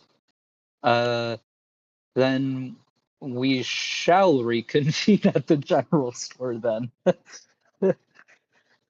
If that is all right with everybody else. Yeah. Or we can meet at the gates of this town. I'm sure that the Sunless Citadel is outside of it. You meet there. The gates are a sensible place for us to meet up, I think. Sure thing. Sounds right to me. All right. I shall meet you there. I leave at noon. We leave at noon, I suppose. Okay. All right. So Callahan is purchasing some horses.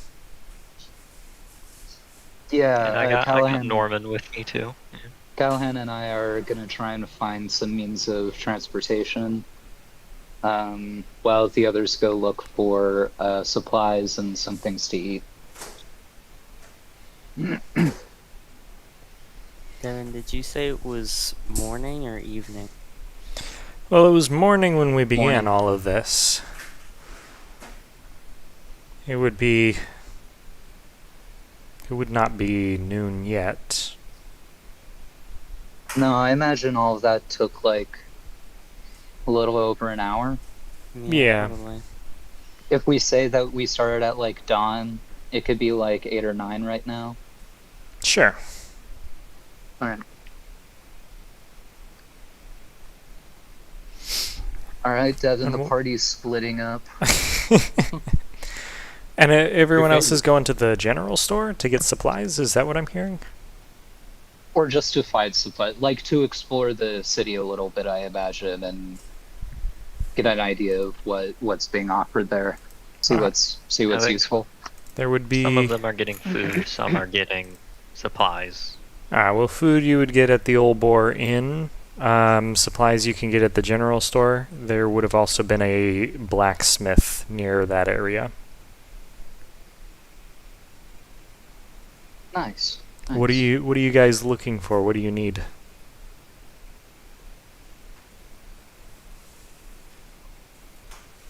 I have no idea because I have everything I need on hand already. Yeah, I'm actually pretty good. You Think guys it's are mostly well just equipped? getting food. Yeah, how survivalist are we getting in this campaign? Or are we gonna have like a food tracker each day, or? I don't want to have to keep track of something like that. That sounds exhausting. So I'm gonna say that Jareth has enough food. I mean, like, I think on Well, I just wilderness meant, like, forays... adventuring gear in general. Like, this is a sunken down place, right? Will we need rope? Will we need, like, any form of, like, traction to get down there? Will we need, how much access to water will we have while we're down there? So do we need to, like, refill that stuff? Like, I don't know. Do we need to, like, polish or clean weapons and armor? I know Callahan has perfect fucking armor. But like, what about the rest of us? Do we need like clean shoes? Do we need like a nap? I don't know. If that's not something that you guys are interested in keeping track of, my character is a dad. That's something I would naturally keep track of, like the group's rations, money, Okay. like finances, like. That's fine. I feel like that is something easily done within flavor. I absolutely do not mind you keeping track of that stuff. But I bought a lot of that, like the adventures kit, and then some, like a tent and stuff. So I'm good on that front. If we want to flavor that stuff, that's fine. But I'm gonna flip my shit if there's a polishing armor mechanic. Hey, I'm just saying, like, we could flesh out the narrative a little bit. We can find a like flesh out our grindstone, get my characters, great figure out what +1. matters. I mean, in regards Yeah, I'm gonna find a to tree and Gotta punch it. explore the local cuisine. I'm just saying, like, you know, however you use it, I think downtime in a D&D game is relatively important. I don't think any of these things that I'm bringing up are necessarily unimportant unless you view it that way. No, And, not at all. It's just like, there's a lot of that's kinda- combination of crunch and fluff here. I feel like we could easily fluff our way through that by just saying that we have done these things. I mean, know, like, but I felt like what Devin equipment- wanted to do with this game is like sort of sandboxy and explorative. Like I would like to get a understanding of what this town looks like and what it has to offer. I don't mind like having a little bath scene if like it gives us a cool interaction with characters, you know? I don't know. That's just me though. Agree with that. Like crime against fucking what's your name? Crime against nature. Like you would have some cool interaction, like social interactions. I would love to see those. Callahan pushing people in the face is also I don't know. Yeah, no, that's just stuff we can do. It's just I don't think Devin's going to be like, if y'all don't bring enough food, we're gonna kill you. So we could just go we could go to the general store and we buy food, and then we can do a lot of those bathhouse scenes like you're talking, because that is fun. It's I mean, Don't like, focus on the bathhouse part. But like, you're gonna get like monetary rewards for going into these like dingy old dungeons. Dingy? the Dungeon Dragons. it's just So, like, here's you need something to like throw that money into. So I think it's perfectly valid to want to. I think it's for another me. thing. I don't want. It doesn't feel super entertaining for me to keep track of like rations and things like that. But like purchasing equipment Sure. like rope and upgrading your weapon and armor and stuff, I'm perfectly fine with you guys spending downtime doing stuff like that. Works for me. all right. Yeah. Yeah, So are we generally going I to don't the track. store, or- Yeah. I don't really It's- track my rations or ammunition, if I have any, unless it's like magical or literally a melee weapon that I'm just chucking. Sure. So yeah, so I'm completely fine just like not really worrying about that. I guess I just wasn't sure like how like In depth, this was going to be. in depth or like gritty we wanted to go, you know, because Yeah. I didn't know if like we wanted to up the survival horror aspect of like there are consequences if we don't like replenish our food or water supplies. I didn't know what we Devin's smirking like you're seriously thinking I would go through all that effort. I am I smirking guess not, because this would have been great things to discuss during the session 0. That never happened. Yeah, you're so right. Yeah. No, But I it's think fine. that this is a regular D&D amount of survivalism where it's assumed that your character's not stupid, and then anything of import such as ropes or anything you want to do stuff with, you can fully go and buy. All right, then if you guys don't want to go through like the narrative or the role play of it, we can just say that we got all the supplies we need. Callahan and I found transportation and we met at the gate. All right, well, hold on, pump the brakes. Let's rewind a bit. There are a few things we can talk to. The transport thing might be fun. I'm just saying, I started with an adventurer's kit, so I don't particularly need anything from the general store. Yeah, I was saying mechanically, there's nothing that I would need to go out and buy, but for sake of doing fun fluff stuff, I think we should still do it. Yeah. Okay. Then let's all just go for transportation. Yeah, that works. Okay. I imagine the group is like, all right, we're gonna go split up and grab all these things, and then everyone walks the same direction. No. That's something we can retcon. It's fine. It's just like there was a clear misunderstanding from my point of view, and we covered it up in the first session. Now we don't have to ever go back to it or talk about it. Percent. Yeah, it's Yeah. fine. Just don't Yeah, do it yeah. again. Yeah, I'm sorry. My bad. I should have known better. This is your one Thank warning. you. You should have read my mind. Yeah. Shit, please don't kick me, guys. I need this. This guy's asking questions. Fucking need kill him. Guys, I'm a loser in real life. I need this. This is all I have for me when I get home. This Someone is the take his one good thing shoes. in my life. No, don't take my shoes. Break his glasses. No. Take his dream journal. Not my dream journal. Dream. Oh my god. I haven't thought about that movie in years. That's yet I another movie I need to rewatch because it's been too long. I rewatched it like 2 months ago.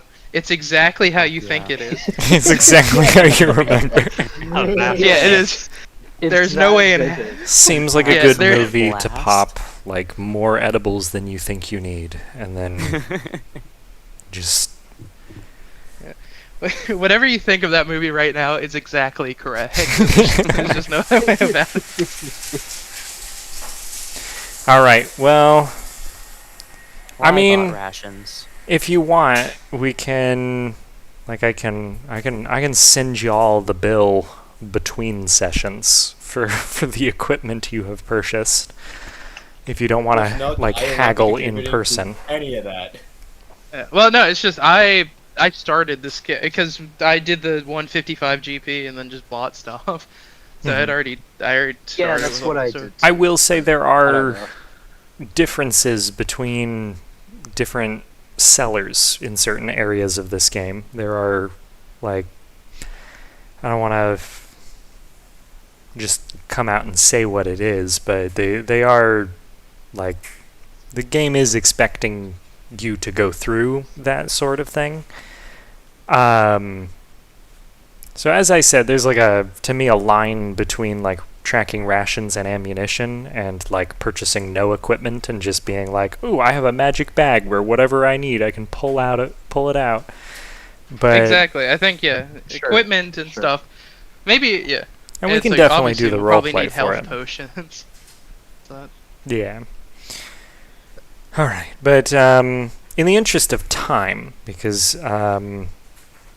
I know that Jay is going to have to go in half an hour, I did want to real quick bring the session to a close. So I'll say, are you guys purchasing? You wanted to purchase like a set of horses, so there's one for each of y'all, or are you wanting like a carriage or something? Probably like a carriage is more cost effective than Yeah. this per person. that'll be able to hold probably our stuff. Prime doesn't know how to ride a horse. I probably came here in like a carriage, so I probably, yeah, Yeah. would have started looking for one. Then I would say that as you guys are leaving the village of Oakhurst, as you're leaving the village of Oakhurst, there's a small camp set up just outside the gate. And as you guys would have been hovering near that area, deciding what you wanted to do, both Jareth and Crime would recognize the voices of the Vistani emanating from inside there. You see a couple wagons set up with some horses just kind of lounging about.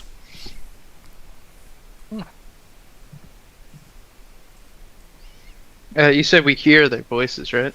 Yeah, they're like chatting, singing, that sort of thing. Can we hear what they're saying? Or is it just general crowd jumble? They're just talking about stuff. I guess you could give me a perception check. See the new Marvel movie? Nice. Let me see here.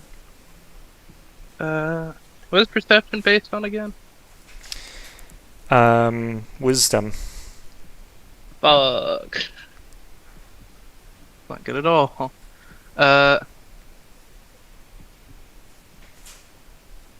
Okay. So the D20.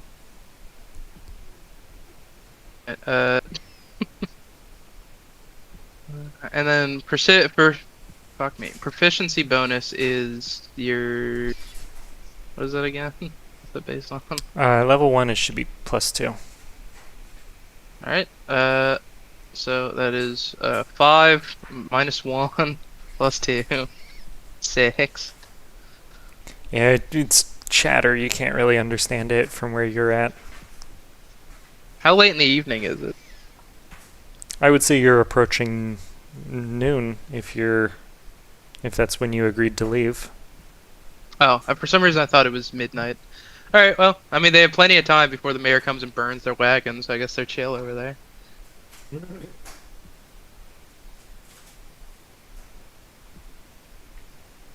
What would you do? The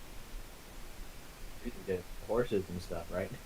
They yeah, do. I thought, yeah, we're oh, they have horses. Yeah, we should buy the wagon. I know you guys are about to leave, but what if we actually took your wagon instead? We're not stealing a wagon. I was gonna use cold hard cash. It's interesting to see where your mind went first.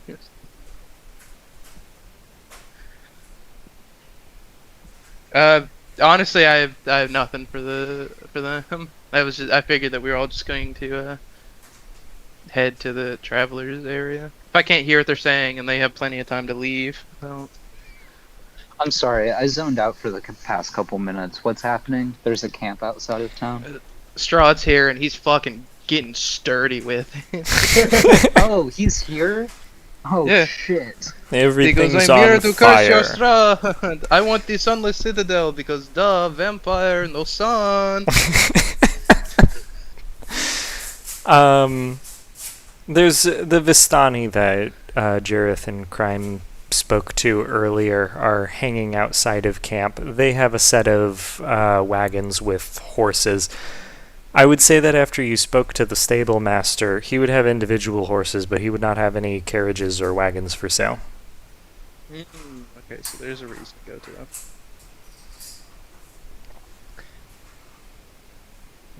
Well, I guess suppose in that case, then Jareth does have a reason to approach.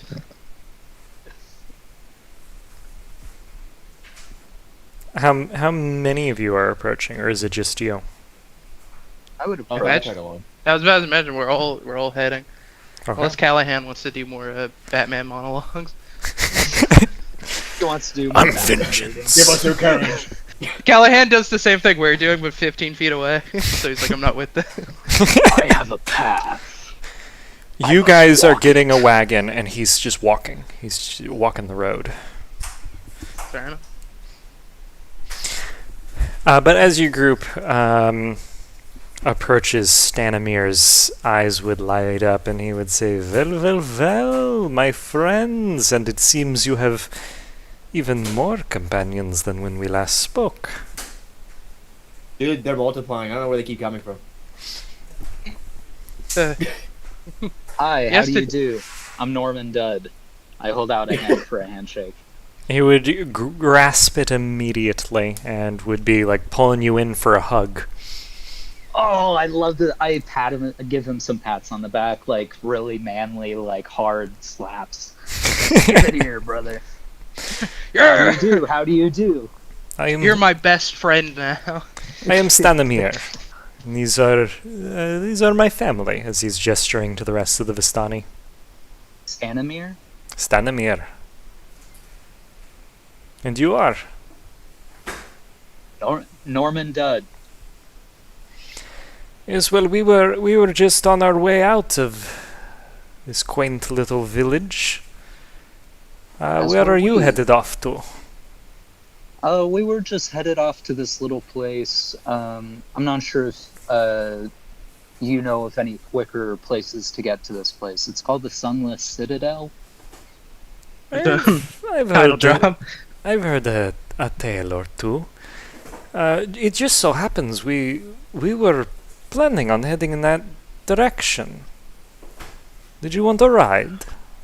Well, what a coinkydink! We would be happy to pay good money to travel along with you. Good company is the only pay we need. Although if you are willing to compensate us in other ways as well, then we are not going to stop you. I might have a story or two up my sleeve. As they would be packing up their caravans and would invite you to hop on in. Sounds mighty generous of you. Yeah, Here, let me like give you a a hand with 6 those foot seven, like, with that black baggage. armor-clad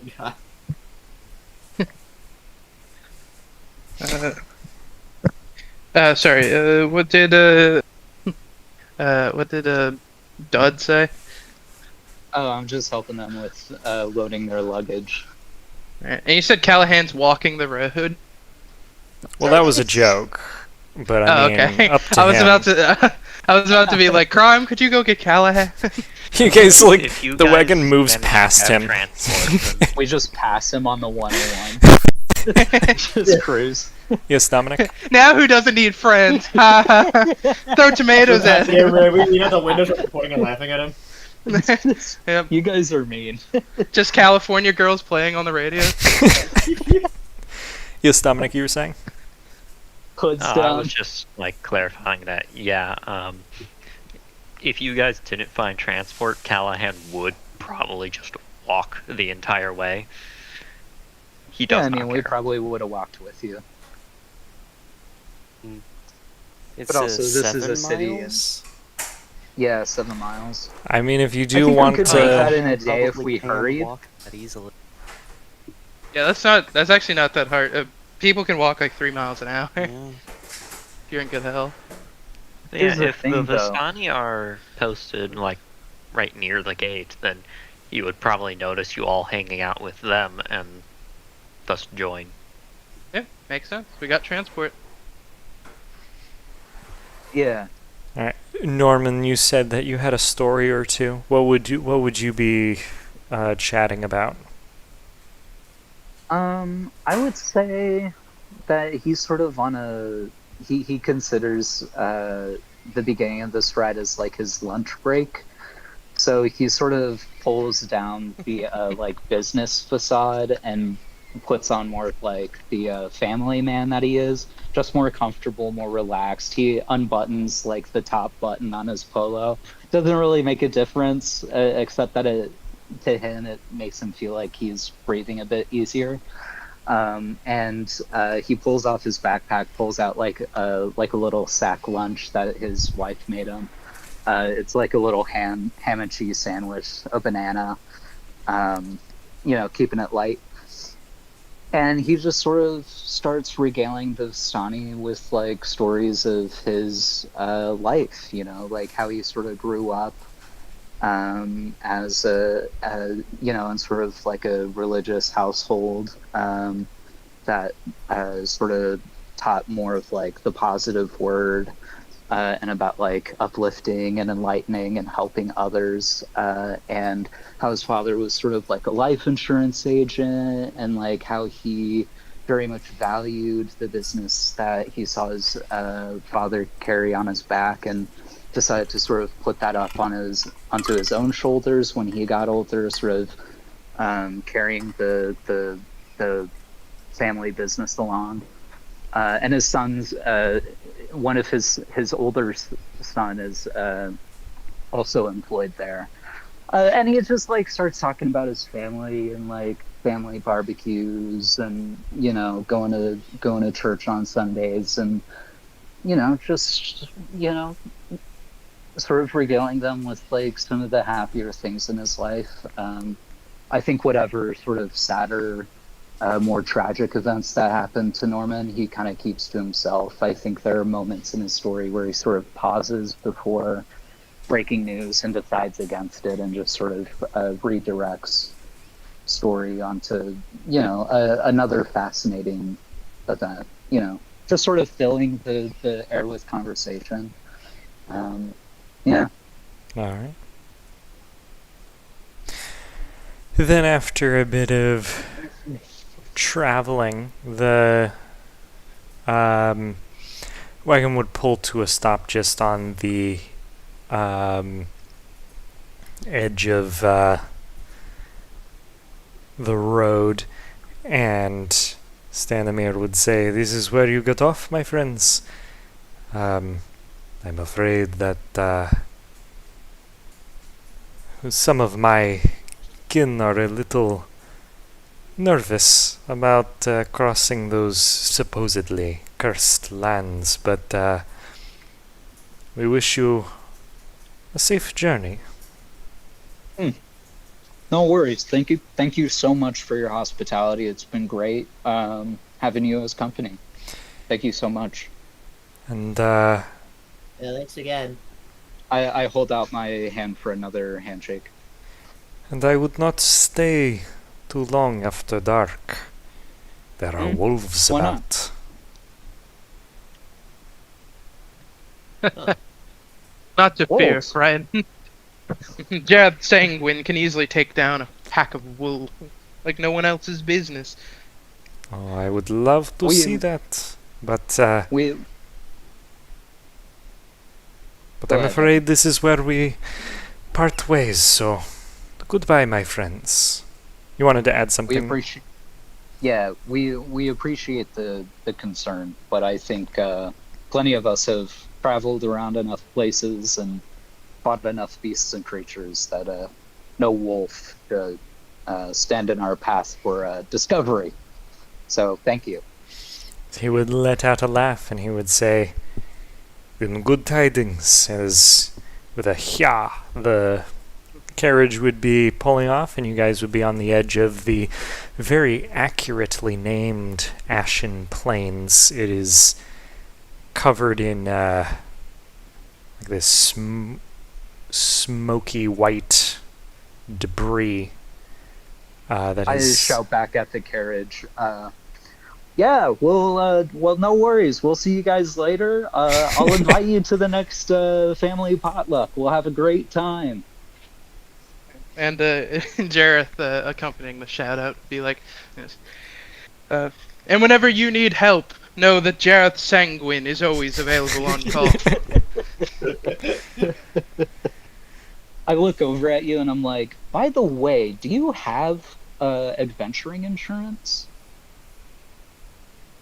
You seem like a very notable figure in adventuring. It would be very unfortunate if such a strong fellow as yourself were uninsured. Quite right. Come, let us discuss this on the way. Yes, we'll discuss details. I button that top button on my polo back. You're back into business. Back in business, yeah. Alright, no longer on vacation. Let's lock in, boy. Alright, you guys walk for a little bit through the Ashen Plain, and you see that this mist surrounds the mountains, and as you step forward into this fog, a chill runs through all of you as you're moving further into the wilderness. As you guys journey for a little bit, it's not long before you guys would get a creeping sensation. Who has the highest passive perception?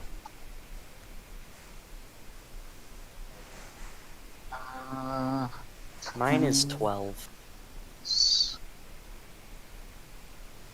Perception is wisdom, right? Yes. I have a 13. Not sure, but not great. I have an 8 in wisdom. I have a 14. 14 sounds It like... sounds like Spencer, yeah. Yeah, so you would... Makes sense that you would have the highest wisdom. I'm a dad. I have to keep watch of everything. As you guys are walking into this foggy area, you would see a figure, like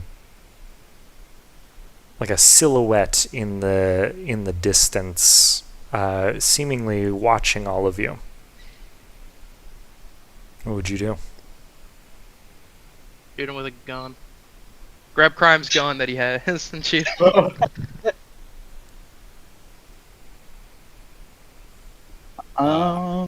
What do I do? Well, you can if Can you can want to, like... What happened? I was petting my cat. I mean, like, you always have the option to just start shouting things at people. Or if you want to, like, try and get a clearer image, you can give me a perception check. I think for now, I don't I make note of it, but I don't mention anything quite yet. I sense potential for danger, but I also haven't been presented with any sure signs of it. I think while we're traveling, I would have sort of been at the forefront of the line, probably with alongside Callahan. But when I notice him, I sort of start trailing off until I'm back of the group, just to make sure that, like an ambush, if it were to come in, we were somewhat prepared. Just making sure that there's defensive lines on all sides. Just waiting for the danger. I don't know if this would necessarily be a ready action, but I would be taking whatever would be equivalent to that in sort of a passive manner. All right. Yeah. But I don't want to stop, like, the group's progression. I want to make sure that we get to where we need to go with no distractions, no interruptions. That's my intention. That's why I'm not saying anything yet. I just don't view it as necessary. Okay. Then as you're pushing forward, that figure seems to, like, disappear, but then will occasionally reappear as if moving alongside your group. And after a little bit, you would hear a rustling in the bushes around you guys as like about a foot tall little twiggy creatures in the vague shape of a humanoid spring out, and they all just sprint towards you guys. And as these things are running at you, surrounding you from all directions, I think that's where we'll have to pick it up next session. Cool. All right, I'm Wait, stopping. Jared, take my gun. Alright. Stopping the stream.